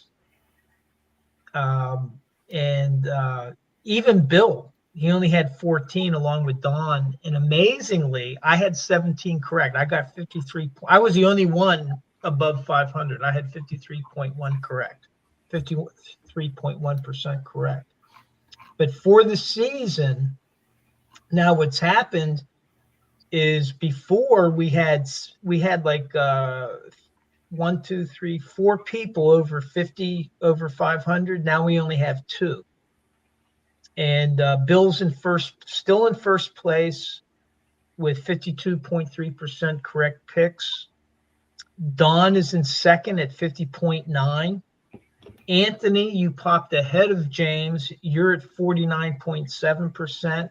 James, with that 11 out of 32, you dropped to 49.3%. And then I jumped ahead of Demetrius. I'm at 47.1, and Demetrius is the caboose at 46.4%. So those were where we're at with the week 15 All right. Predictions.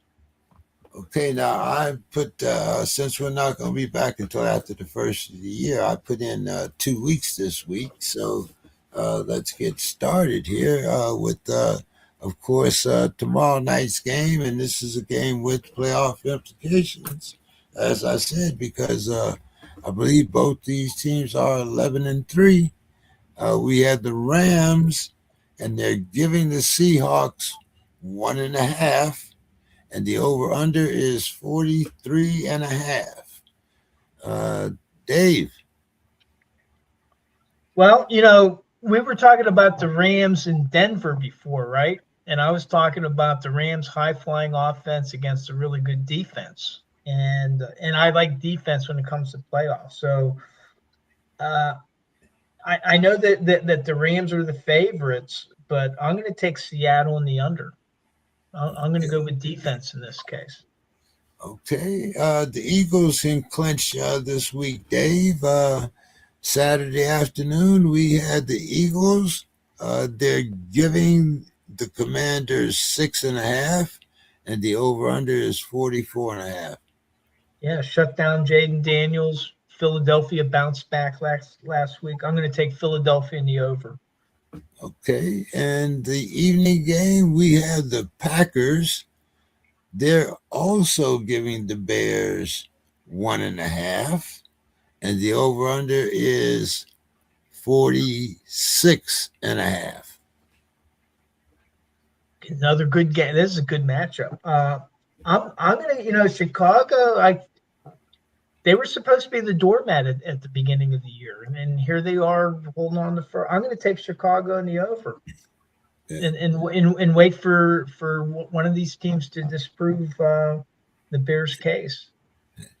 I'm going to take the Bears and the under. I'm going to take the Eagles and the under, and I'm going to take the Rams and the under. Mr. Scott. Yeah, I like your picks. I don't, these weather related things kind of really kind of change the tenor of these things. But Seattle is flooded. Bo was out there today. Looked like he had on the boots up. He didn't have on mud waders, but there was water everywhere.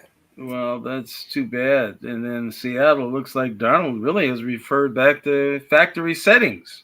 I mean, last week they couldn't even score a touchdown. But they won.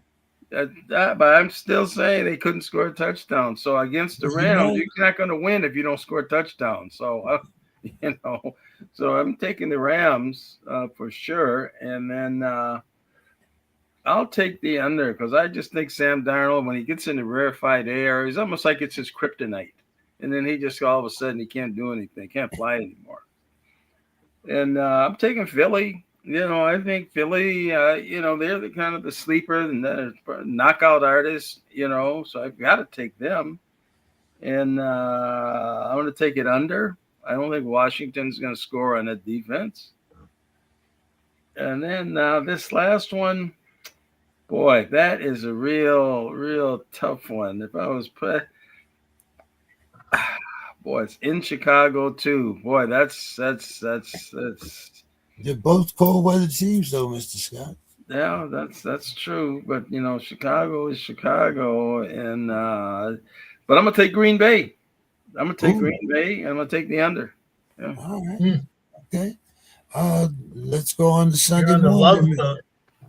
Let's go on to Sunday morning, Mr. Scott. We got the Bills, and they're giving the Clowns 10. No hook, just 10. And the over-under is 42.5. No. Wait a minute. I don't see that even on here. Yeah. Oh, Buffalo. Okay. Yeah, I'll take Buffalo. I mean, I was hoping Shador would kind of show, but that whole thing is in disarray. So, Bills are going for championships, and I'm going to take the Bills, and I'll take it over 40. Was it 42.5? Yeah. Yeah, I'll take that over Buffalo over. Okay, and we got the Bucks, who almost, well, maybe we'll see. But the playoffs might be on the line here. Talk about those teams. You got the Bucks. They're giving the Panthers 3, and they're playing at the Panthers.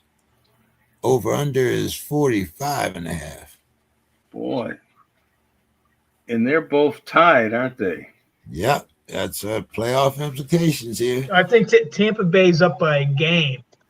Are they up a game? I thought they were even after they lost to the Falcons last Oh no, week. yeah, you're right. I'm sorry. Yeah, they're both 7-7.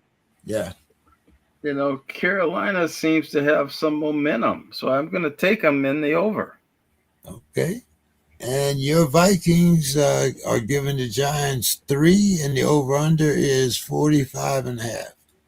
Well, Giants are no good. 45 or 43.5. 43.5. I'm sorry. Yeah,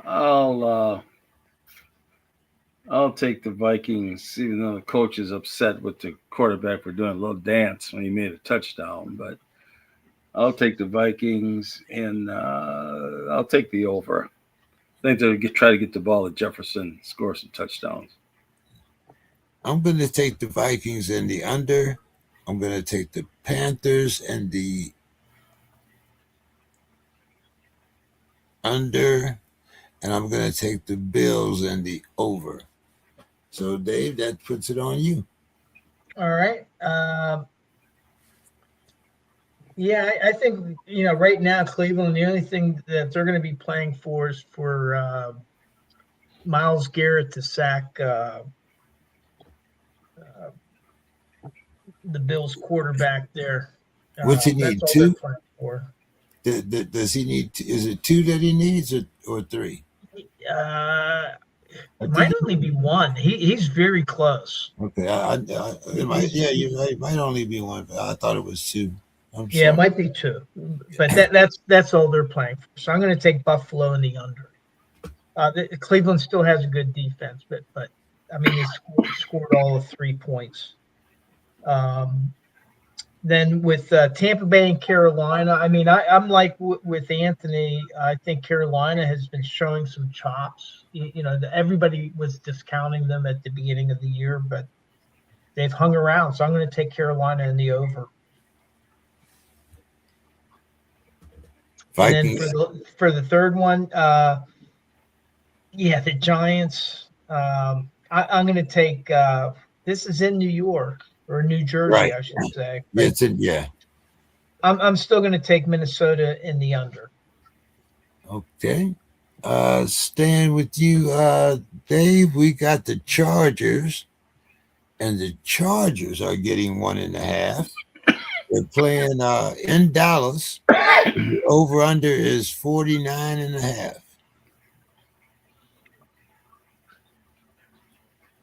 Well, I think Dallas can still score, but I'm going to take the Chargers in the over.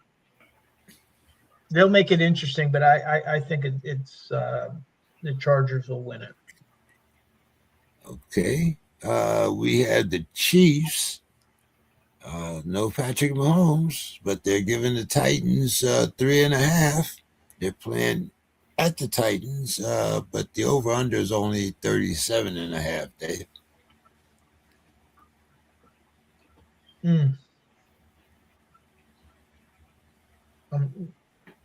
I'm actually changing this.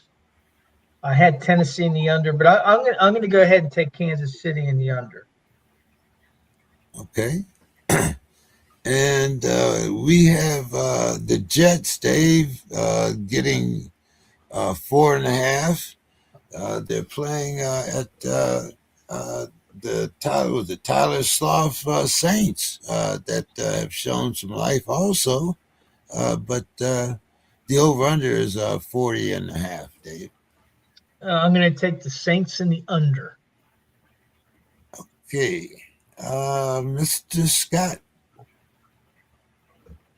What is it? Kansas City? We're starting with the Chargers. Chargers. Well, because Dallas has still got a chance to make the playoffs. They haven't been eliminated yet. Right. And they can score, and they've just made a lot of bungling. Of course, then your guy Pickens. I said, I told you Pickens was no good. I kept telling you he drops the ball. I told you he's no good. And I keep hearing on it how great he is. But in spite of that, and I think, is CD hurt? He's not out, but yeah. So that's the only thing. Gosh, but I'm gonna have to take them. They're at home and they're still in it, and they score.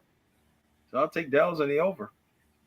Okay, and now you can talk about the Chiefs. The Chiefs are giving the Titans 3.5, but the over/under is only 37.5.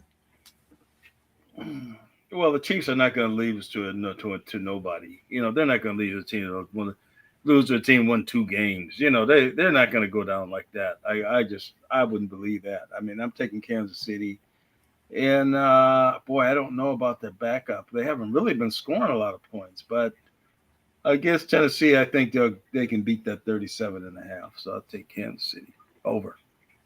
Okay, and what about the Jets playing against the Saints? The Jets getting 4.5. Over/under is 40.5. Let me see, where is the Jets and the Saints? Oh yeah, well that's like the 2 weakest guys at school, and the fight between. It's a good fight, but I mean it's not much of a fight. So no runs at home. I'll take them. And I'll take the over. Guys want to score some points to, hopefully boost their contract for next year and make the team. I'm going to take the Saints and the over. I'm going to take the Chiefs and the under, and I'm going to take the Chargers and the over. So I guess it's still on you, right, Mr. Scott? Starting with the Bungles. They're giving the tourless Dolphins 2.5, but the over/under, Mr. Scott, is 50.5. Yeah, it's ridiculous. I'm taking Cincinnati in the under. Okay.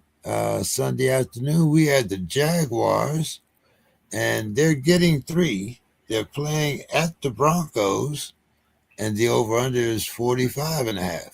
Boy, Jacksonville has looked awful good. They've been a big surprise, but I think that Denver coach, boy, he's just going to be pounding his fist on the table, and they're gonna win at home. I just don't see them losing, and I'll take it over. Even hedging on that, but I'll take it over. All right, and what about the Falcons getting 2.5 playing the Cardinals? The Falcons are giving the Cardinals 2.5. Over/under is 47.5. And Mr. Scott, does the world's tallest midget end up in a different team next year? It's quite possible. This one is like, this is like the semi windup of the 2 terriblest teams that are, that was the Jets and the Saints. Well, Well, you got to have two opening, opening bouts. So I'll take Atlanta because of Cousins seems to be just to get more bank. He's playing for more bank wherever it is. He's going to kind of light up the scoreboard if he can. So I'll take them, and I'll take the over because Brissett, anything goes in this game. But I'll take Atlanta and the over. Okay. I'm going to take Atlanta and the over. I'm going to take the Broncos and let's see, might be a little precipitation there. I'm going to take the Broncos and the under, and I'm going to take the Bengals and the under. Dave. Well, Ohio, two NFL teams that scored 3 points between them last week. I don't know what's going on with Joe Burrow. He just seemed disinterested playing that game, and he threw like an interception. Just sat down on the bench, just expressionless. So, and I know that there were some reports that he's going through something. And I don't think it's related to the Cincinnati Bengals. People are speculating that he wants out or things like that. He's an Ohio kid. He grew up a Bengals fan. And so I think, whatever angst he's going through, I think it might have something to do with something happening in his personal life or depression or something. But something is going on with Joe Burrow, and I hope he's okay.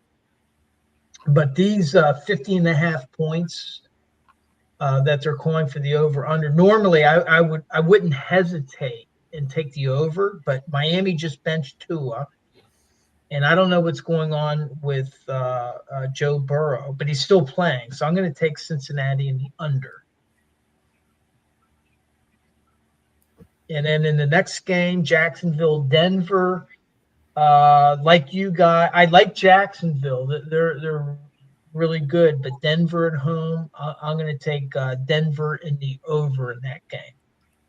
And for Atlanta, Arizona, I'm following you guys. Right now, all three of us have Atlanta in the over. Okay. Well, here we go. We got the Steelers getting 7. Playing at the Lions. And the over-under is 51.5. Remember, this is indoors, right? Yeah. My wife was saying that Detroit, she's claiming that Detroit's only a 7-hour drive from where we're at. I can't believe that. I got to check that out. You might be right. 7.5. From where are you at? I'm in Maryland. No, I'm literally. It's 383 miles. Oh, yeah. Well, that's 7 hours and 17 minutes. Yeah. I think she was hinting she wants me out of the house.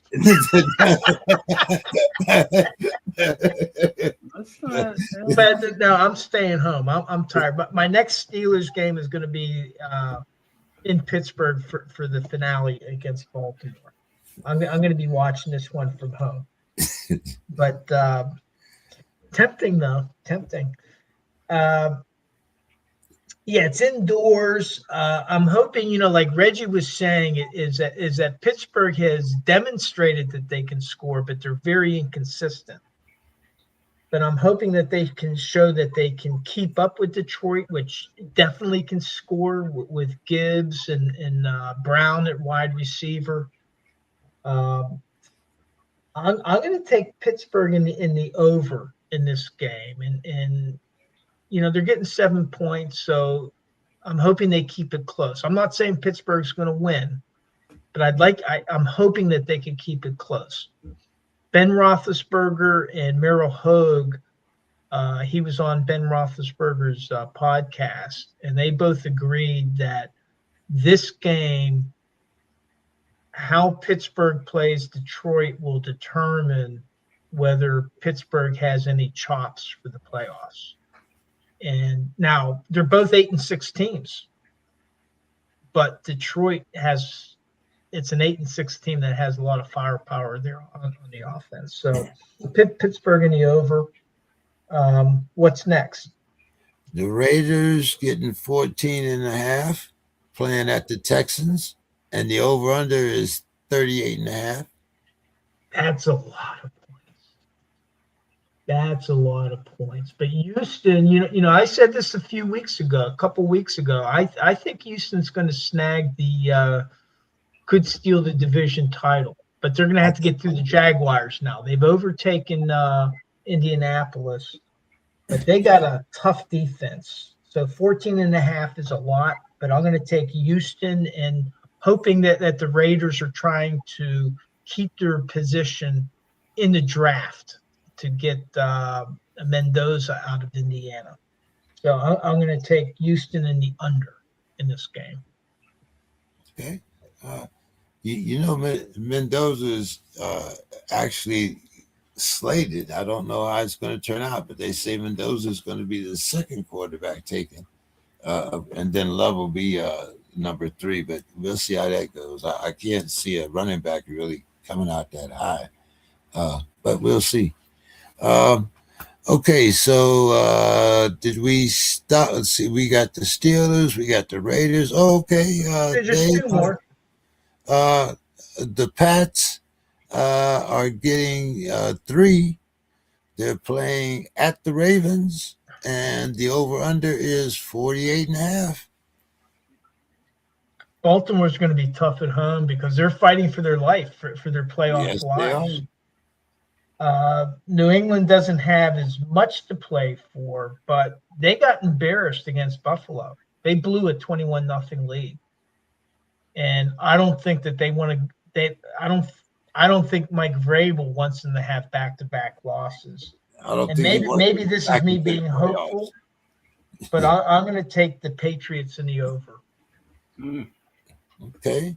But Baltimore, I tell you what, that they are going to be all stops out to win this game at home because they got embarrassed at home. Yeah. They might have got embarrassed at home, but I think maybe the Pats might have peaked a little too soon. I'm gonna, I have to spit this out every time. I'm taking the Ratbirds in the under. I'm taking the Texans and the over, and I'm gonna take this.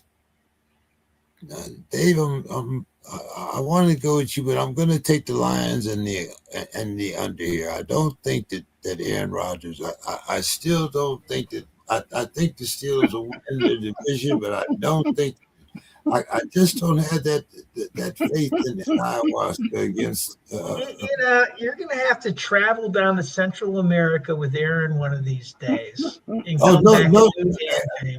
Yes, and I think we could bond over a bowl, Dave. I actually do.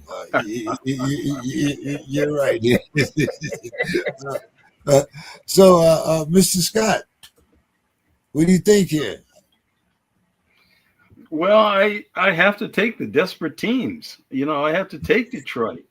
Okay. I mean, and they're I mean, I think they're eliminated if they lose this game. I mean, they've got a nice record, but I mean, this is a big game for them. I think if the Packers win, I believe that Detroit could be eliminated. But I think the Packers have to win because the Packers have the tiebreaker over Detroit. The Packers have already beat Detroit once. Well, there's too many teams in the West got good records. Yeah, that's what I'm saying. San Fran, Seattle. So I'm going to take them. I mean, I'm going to take Detroit, and they're going to want to score. That's how they win. They win by scoring points. So I'm going to take it over. Detroit over. Okay. And what about the Raiders and the Texans? Raiders are getting 14.5, Mr. Scott. That's a big number for you. Well, I don't know how on this card, how many preliminary matches can we have? I mean, this, I mean, gee, like the old wrestling shows. Geez, Scrap Iron Gadaski against. I think as many as you had candidates for your Turkey Award. I'm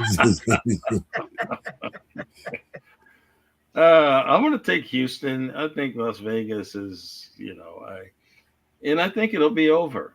I think I'll take Houston in the over. Yeah, and the Patriots and the Ravens. Yeah, Ravens need it. I'm just going with the ones I really need, and I'm taking Baltimore, and I think I'll take that over. Okay, all right. We got one more game. No, we got another whole week here. Week 17. No, we got San Francisco, Indiana. Oh, so yeah, that's let's see. Yeah. Yes, San Francisco is giving the Colts 6, and the over under is 46.5. What do you think, Mr. Scott? Yeah, Indianapolis really needs it, but the grandpa, San Francisco is going to win the game. I mean, that's just, how can you not have a backup quarterback? You got to call somebody. I don't understand that. I mean, I just don't get it. So I'm taking San Francisco and the under. Okay. And that takes care of the week of week 16. Who are you taking, James? I'm taking the 49ers, and I'm also going to take the under. Okay, and I'm doing the same. I've got the same card there. Okay, so Christmas Day, Mr. Scott, we got Dallas. They're giving 3 to the Commanders. The over-under is 51.5, Mr. Scott. What do you think here? I'll take Dallas in the over. Okay, and we also had the Lions with their traditional Christmas game, but this time they're coming to the Vikings, and they're giving the Vikings 3.5, and the over-under is 48.5, Mr. Scott. Jeez. Yeah, the Vikings. I mean, yeah, they have a defense. Do they really want to be a spoiler? Do they really care? I haven't really seen a lot of. I'm gonna take Detroit under. You didn't even have to spit that out. Yes, and that's twice in the same night. Yeah, I know. But, See, I don't go with who I want to win. See, I go with who I think's. I do my analysis. I don't go by just because I want them to win. That's how you lose. So I know that's how I come down to fourth place. Gotta believe. Gotta believe. Okay, Mr. Scott, our last Christmas Day game here, we had the Broncos, and they're giving the Chiefs 5.5, and the over-under is 39.5. Boy, well, I got to take Denver. The Chiefs have wrapped it up for this year. I was looking forward to that being a real good game, actually, but now it's I got to take Denver, and I'll take the over. Okay, I'm gonna take. They're playing at the Chiefs, both cold weather teams. I like that Broncos defense, even with Patrick Mahomes, but I'm gonna take the Broncos, and I'm gonna take the over. I'm going to take the Lions and the under, and I'm going to take the Commanders. No, I'm going to take Dallas and the under. So I guess that leaves you, Dave, right? Yeah, Christmas Day. Yeah, so I got to go with that. No Jaden Daniels, right? So I'm going to take Dallas in the over.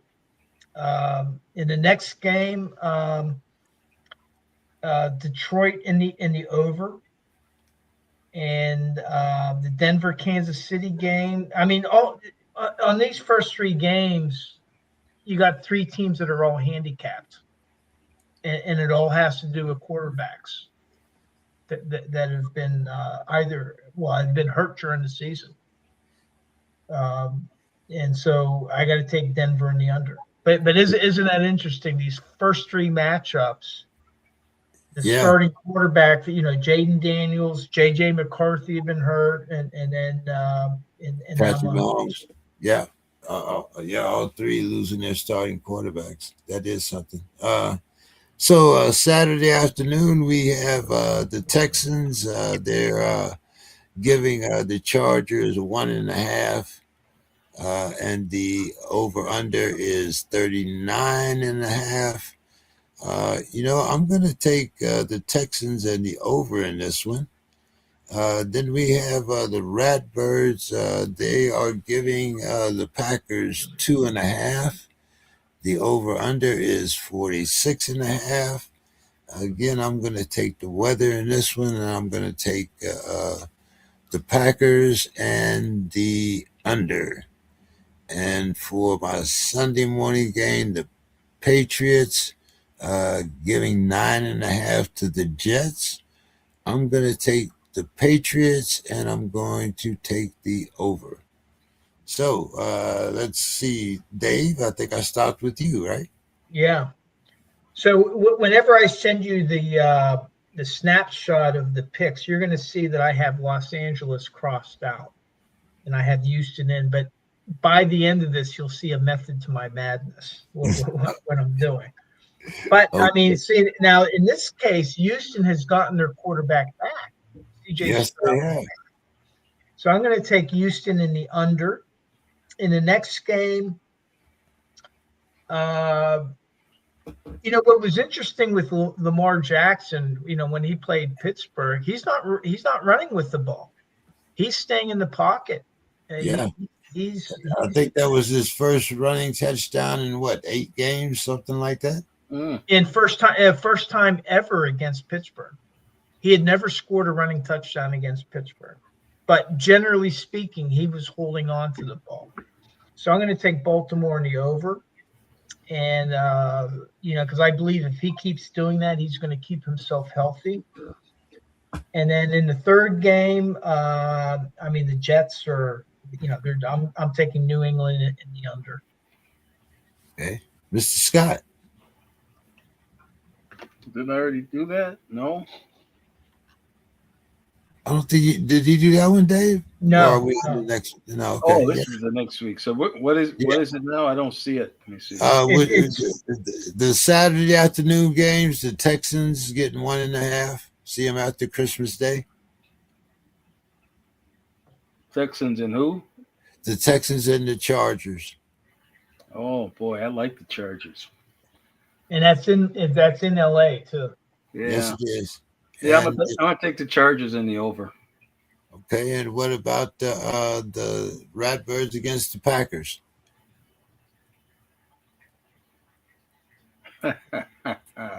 Again, they're desperate, so I got to take the Baltimore in the over. Okay, and what about the Patriots and the Jets? Patriots get given 9.5.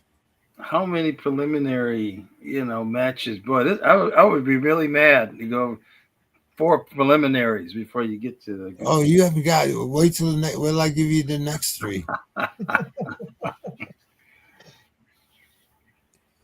Let me see. What is this one again? I don't see it on my schedule here. You see where it says Sunday morning? It should say the Patriots and the Not Yets. Yeah, give me New England. They're just trying to get this thing over with and get nobody hurt. I mean, they'll be under.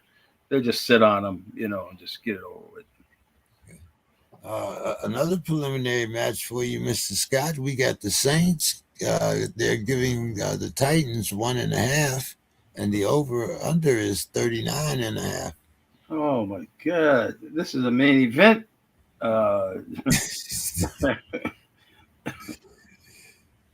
Oh gosh, what you say? New Orleans? Yeah, New Orleans against the Titans. Yeah, I'll New take New Orleans. Orleans. They've showed some signs of life in the under. Okay, and we have the Steelers -3.5 at the Clowns, and the over/under is 35.5. I believe that's the smallest, second smallest. Wow. Yeah, over/under is 35.5, Mr. Scott. Well, I'll take it under, and I don't want the Clowns. So Okay. What about the Seahawks giving the Panthers 7.5, and the over/under is 42.5. boy, I'm gonna take the Panthers in the over.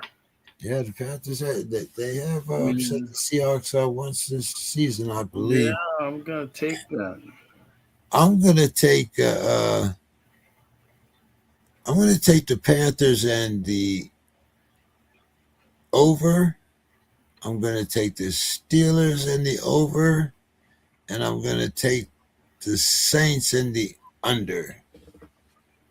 Okay, and I just want to make sure you took Tennessee in the under, Anthony.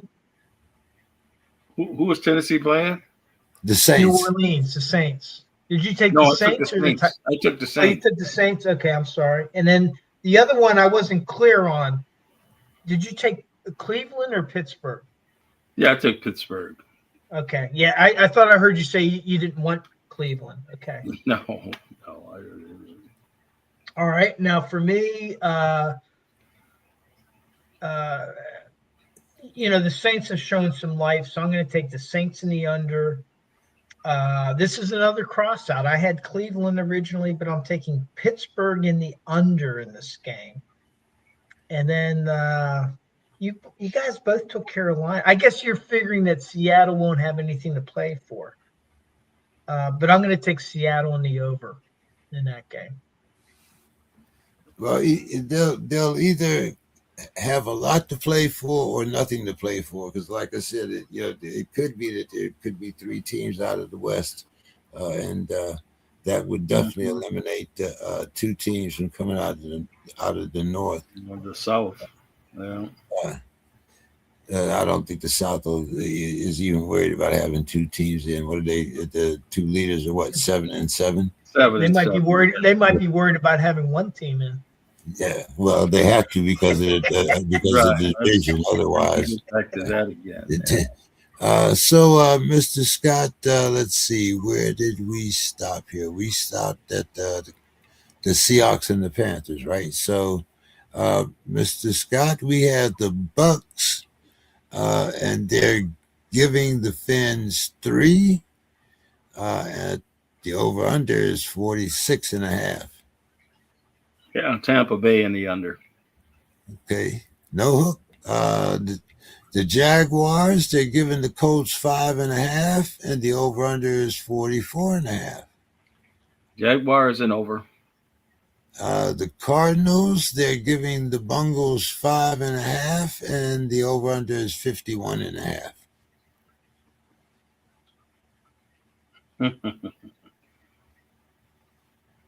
Boy. There's a preliminary match for you. That's another one. Yeah, bottom of the card. Oh no, the bottom of the card is the ones I'm going to give you next. Don't worry about it. I'll take a swing at Arizona. Cincinnati just seems somewhat dysfunctional. If they're a team, if they had stayed healthy and played defense, they would have been good. But they just, they didn't do either one. So I'm taking Arizona and the over. Yeah, neither one of them plays defense. I'm gonna take Arizona and the over. I'm gonna take the Jags and the over, and I'm gonna take the Bucks and the over. Dave. All right, so Miami's. I think they're done. So I'm going to take Tampa Bay in the under. And then on the next two, I think we're all going to have the same: Jacksonville in the over and Arizona in the over. Okay. Dave, staying with you. We got the Giants giving 3 to the Raiders, and the over-under is 43.5. Got a phone call? Not me. I Yeah, think it's gone. I have to call her back. She's All right. Oh, woman. She. Oh, okay. I have a waiting list. So yeah. you know, Mr. Scott used to be one of them musicians. One of the guys you got to watch after Oh, yeah. So, Dave, where we here with Giants in the Raiders. Oh, over-under is 43.5. in this case, I'm gonna take the Giants in the under, and you're gonna see another one where I changed it. I had Las Vegas, but now I'm gonna take the Giants in the under. Okay, what about the Eagles? And the Eagles are actually getting 3 because they're playing in Buffalo. And the over-under is 46.5, Dave. But there's Another one I changed. I'm taking Philly in the over. Okay, no hook, Dave. Yep, I know. I'm not doing the push. I did that with the Pittsburgh game last week. Okay, we got another one here. We got the Bears, and they're getting 3, no hook. They're playing at the 49ers, and the over-under is 50.5. I'm taking Chicago in the over. Okay, let's see. So I'm taking the Giants and the under. I'm taking the Eagles and the over. And I'm going to take the 49ers and the over. Is it on Mr. Scott here? Yeah, and then we still have the Rams in Atlanta. Yeah, I'm going to add that one to him and get his final thoughts at the same time. So, Mr. Scott, you're going to start with the Giants getting 3 at the Raiders. Over under is 43.5. Jeez. I'll take the Raiders. Okay. And I'll take it under. And the Eagles getting 3 at the Bills. Over under is 46.5. Oh, wow, that's the real main event there. I'm just going to take Buffalo. I mean, somehow they've got to get this thing done. I mean, it's just been too close, too much. I'm going to take Buffalo in the over.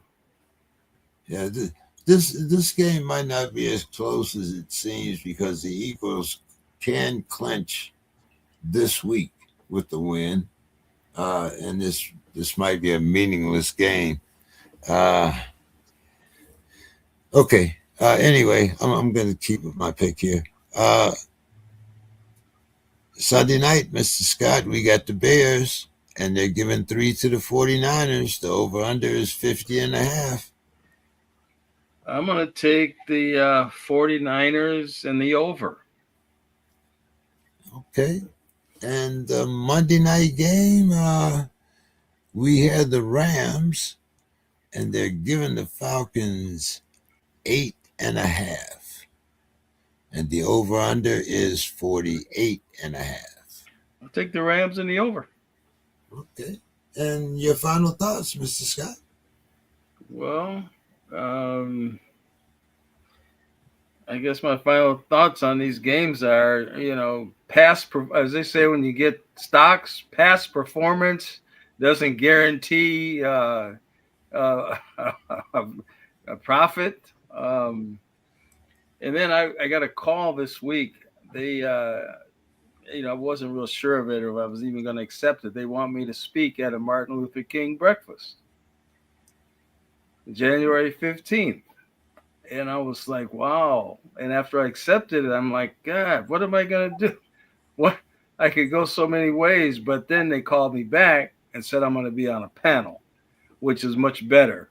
So I won't have to keep the whole crowd, because everybody's going to be there. I mean, the mayor, the politicians, it's really a big deal when they do this. And I was really surprised. But someone got a hold of my books and our documentary, and they just asked me to do it. And I said, it's a real honor. But now I'm kind of feeling pretty good about it, because I'll be part of a panel of other people. So I've been given something specific that I'm going to present on. So, but yeah, that's a big honor. I'm looking forward to it. Will there be a way that we'll be able to view the panel?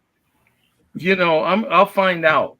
I will find out if it's going to be streamed in any way. I think it might be. I would love to watch it. Okay, I will see. I'll check that out, and I'll send it out to everybody that might want to look at it. Yeah, if you can find a way to record it, we'll put it on the podcast. Okay. Yeah, okay. If you can have somebody record it, we actually recorded a meeting from the National Head Start meeting in Orlando. So if you can find somebody to record it while you're on the panel, we'll run a show. Okay. No problem. Okay. All right. All right. I will do that. So Dave, let's see. I think it's on me and you here. I'll get mine in, and then you can get yours in the final thoughts. Let's see. Did I get everybody here? Who did I miss, Dave? The Giants and the Raiders? The Rams in Atlanta. You got everything else. Okay. I'm going to take the Rams, and I'm going to take another team that might not have anything to play for, might have everything to play for, talking about the Rams. I'm going to take the Rams, and I'm going to take the under. So go ahead, Dave. Yours and your final thoughts. All right. Now, you guys didn't figure out the method to my madness, did you? No, not yet. So what? I picked every away team. Ah, okay. Every one of my picks is the visiting team. I'm going to take the Rams, and in this case, the Rams are visiting Atlanta, so I'm going to take the Rams in the over. So, my final thoughts. I got a couple things. I had a heck of a weekend, and I'm not going to go through the whole thing. It was just an amazing weekend. Went to the Clementi Museum, which was really a treat. But the three things I'll talk about, Anthony talked about streaming his panel. Well, I did attend the Hall of Honor dinner for the Steelers' newest inductees, Ben Roethlisberger, Marquise Pouncey, and Joey Porter Sr. And they live streamed their speeches, and they're not public speakers. They're football players, right? But I tell you, there was a lot of emotion and a lot of humor in all three of their presentations. Joey Porter, and you remember how loud he was and brash, and they shot me in Denver, talk and really stoking the other team.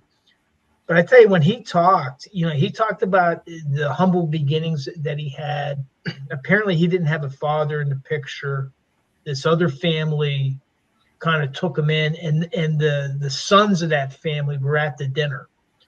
And he had his high school coaches that are still alive, some players from his high school team, players from his college team, and he was trying to acknowledge everybody, including his mother and his siblings, that helped him get to where he was. And when he was talking about his children, of course, he was talking about Joey Porter, and he said, for him, he was always a Kansas City Chiefs fan. And he said it was hard for him to become a Pittsburgh Steelers. And now he's Pittsburgh Steelers through and through. But one of the things that he said is, everybody knows my on-the-field persona. And they think that that's the way I was at home. And he goes, no, I left that was for on the field. I was a different person. And when I was bringing up Joey, people were telling me, you're bringing up a square. And Porter Sr. said, yeah, that's exactly what I'm doing. I want him to be wearing polo shirts with little logos on them. And I want him to be one of the pantry kids. And what he meant by pantry kids is this family that took him in. Joey talked about they had a little room that when you opened the door, it had food in it. And that was their kitchen pantry. He didn't know what a pantry was. He was from such humble beginnings. So he said that when he was bringing up Joey, he was trying to bring him up like this family had been brought up that had more than he did. And it was a very admirable speech. And then, Marquise, of course, gave Joey a hard time for rambling on, kind of like I am now. But Joey did talk for a long time. And but Marquise, he talked about what the Steelers meant to him as a team. And again, he went to his teammates, he went to the coaches, and he talked about everybody. He didn't talk about himself. He talked about everybody that helped him get to where he was. Now, Ben, he was the last speaker. He started out, he's very religious now. So he started out, praise Jesus Christ the Lord. And you could actually hear some people like going, oh. And then he goes, and thank the Cleveland Browns for not drafting me. And there was like 500 people at this dinner. I was like table 52, 8 people to a table. I'm table 52, and there's like another 10 or 15 or 20 tables. There's like the whole place is just cracking up. But then when he tried to explain what Marquise Pouncey meant to him as a teammate and as a friend, he couldn't complete this. He had to stop, as did Joey Porter at times, where he couldn't. They were choked up, and we applauded. We filled in the awkward silence with applause, and then he was able to continue. But he had a very difficult time conveying, and he was in tears of what Marquise Pouncey meant to him as a friend. But then he said, and say, hey, just think that it wasn't me getting hit in the head with Myles Garrett helmet, because just imagine what Marquise would have done to him then. And then that cracked the whole place up. So it was a fun dinner, really enjoyed it. The Steelers on Monday night, honestly, I was very nervous going into the game. But, Bill Cowher and Mike Tomlin have never lost a Monday night game at home. The last Monday night game lost by the Steelers at home, Chuck Noll was coach. Yep, 1991. Exactly, and they went 23-0. The final thing that I'll mention is, despite Pittsburgh winning the game decisively, being in the driver's seat for the playoffs, they could still they could lose out and not make the playoffs, but we'll see what happens here. But there's a schism within Steelers Nation. There's a large, it's not small. There's a large number of fans that do want Mike Tomlin gone. And there's a very large group of people that want Mike Tomlin to stay and can't stand the Boo Birds. And the bottom line is, in the article that I sent you guys, I mentioned it. I had 2 friends that I had a discussion with, and they both said that despite winning, despite beating the Dolphins, if Pittsburgh loses the wild card game, then they think it's time for Tomlin to go. And they gave their reasons. They're tired of the 9-8. It's too frustrating. As we've been talking about, all these teams, unfortunately, including Anthony's Vikings, that have been eliminated. And I disagreed. And I said earlier why I disagreed, where, Tomlin attracts players. But the bottom line is, it doesn't matter. Either of us could be right or wrong. It doesn't. It's just our opinions. And the thing that I appreciate is, with those 2 guys, we're both on polar opposites, but we can talk about it. We're still friends. It isn't ending friendships. And too many times disagreements are ending friendships. And so in the case of Mike Tomlin, there's only two people that are going to impact his time as the head coach of the Pittsburgh Steelers. One is Mike Tomlin himself. He could choose to walk away anytime, like Anthony suggested. And the second one is Art Rooney II. And those are the only two people that matter. The rest of us, we're just spouting off our opinions. And I just hope that whenever people do spout off their opinions, when they don't agree, they can be like my friends where, hey, we're still friends, even though that we disagree. So that's my final word for tonight. I'll have more words after this. Well, he's a polarizing figure.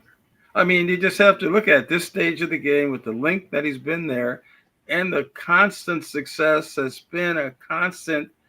I can see how that makes it polarizing, and I heard some other people debate, well, he's definitely Hall of Famer. I mean, he's definitely Hall of Fame, just when he quits, whatever. And they said, well, one Super Bowl, blah, blah, blah, and I thought, well, Bud Grant's in the Hall of Fame. He didn't win one Super Bowl. So, I mean, I don't know if that's the litmus, when I see that, I said, yeah, Bud deserves to be in there as a coach. And so but without that Super Bowl win, is that what would keep somebody out? Is that the litmus test for the Hall? Yeah. Well, with two more wins, and he could do it this year, he will match Chuck Noll for all-time wins as a Pittsburgh head coach. And the thing is with Mike Tomlin, ever since he became head coach, there's been people that have dismissed him as a mediocre coach. When he first came in and they won the Super Bowl his second season as a head coach. And they said, well, that's Bill Cowher's team. Well, that Bill Cowher's team won 8-8 the year before, but yet there were his detractors. He's had detractors since year one, since he was the head coach. Yeah. Like you said, very polarizing. You could make the case either way, but I don't like 9-8. But I mean, that's do you discount a guy that's been 9-8 for 18 years? Or do how does that weigh in? Like Mr. Scott was saying, Super Bowls. You look at some of the players that he's had, some of the teams that he's had to coach.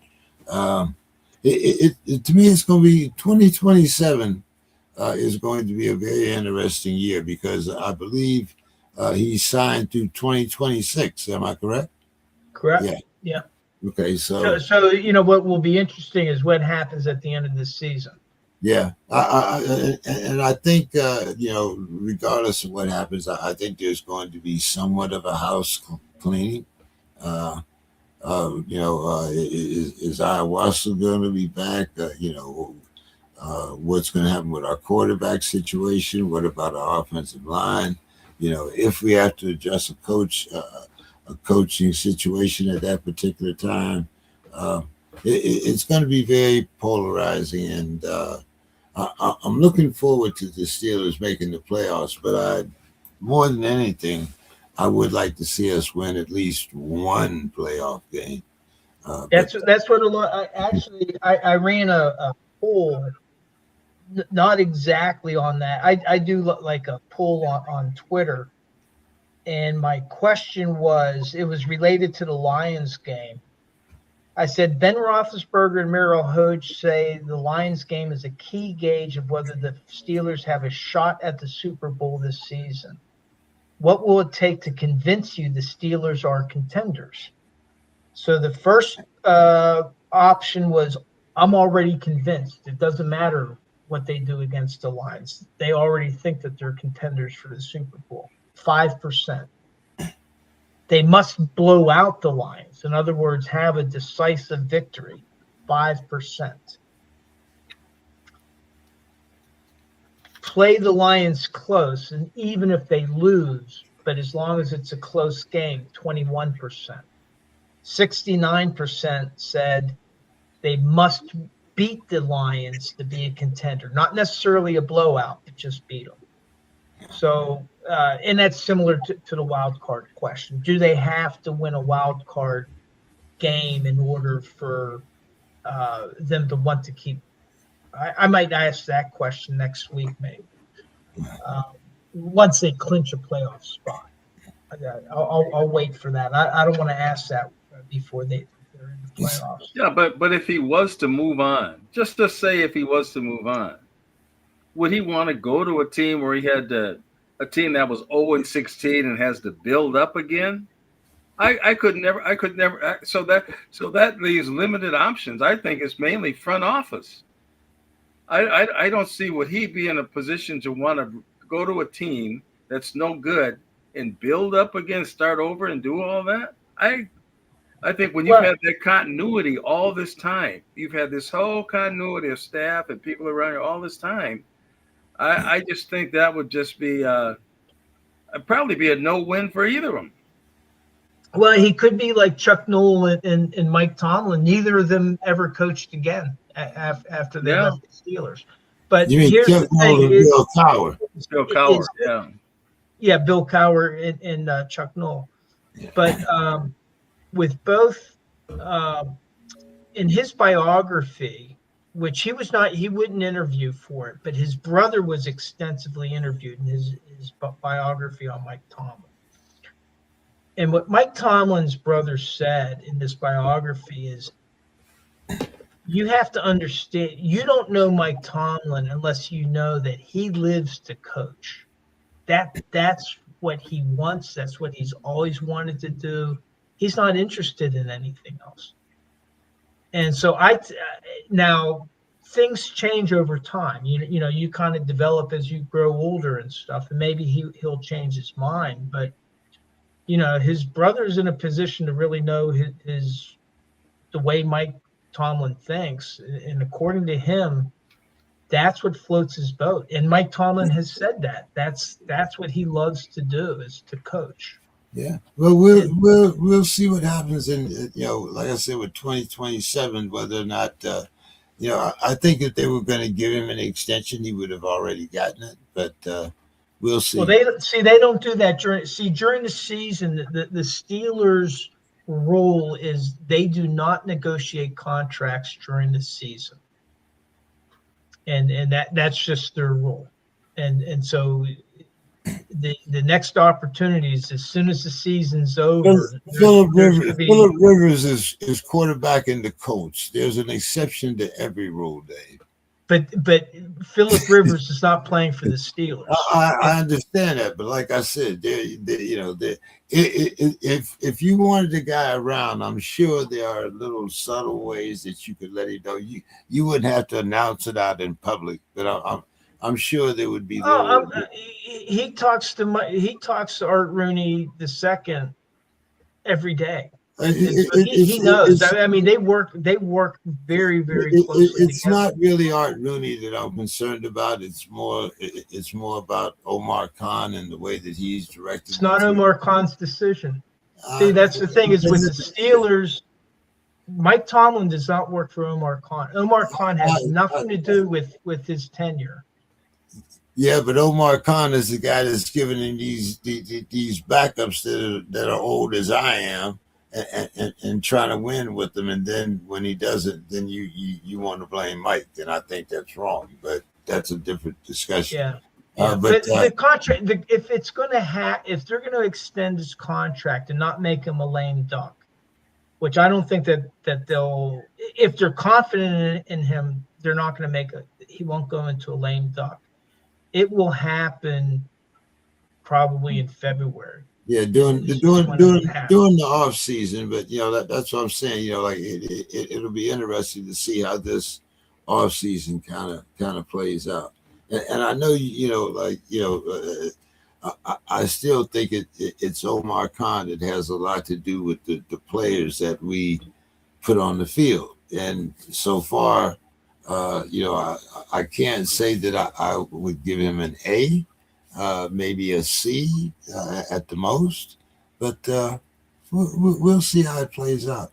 But hey, guys, Mr. Scott, always glad to have you around and coming in and giving us your thoughts on this. Make sure you get back to me about your panel there. Always, good to put you in Minneapolis and the guys out there. Dave, look forward to.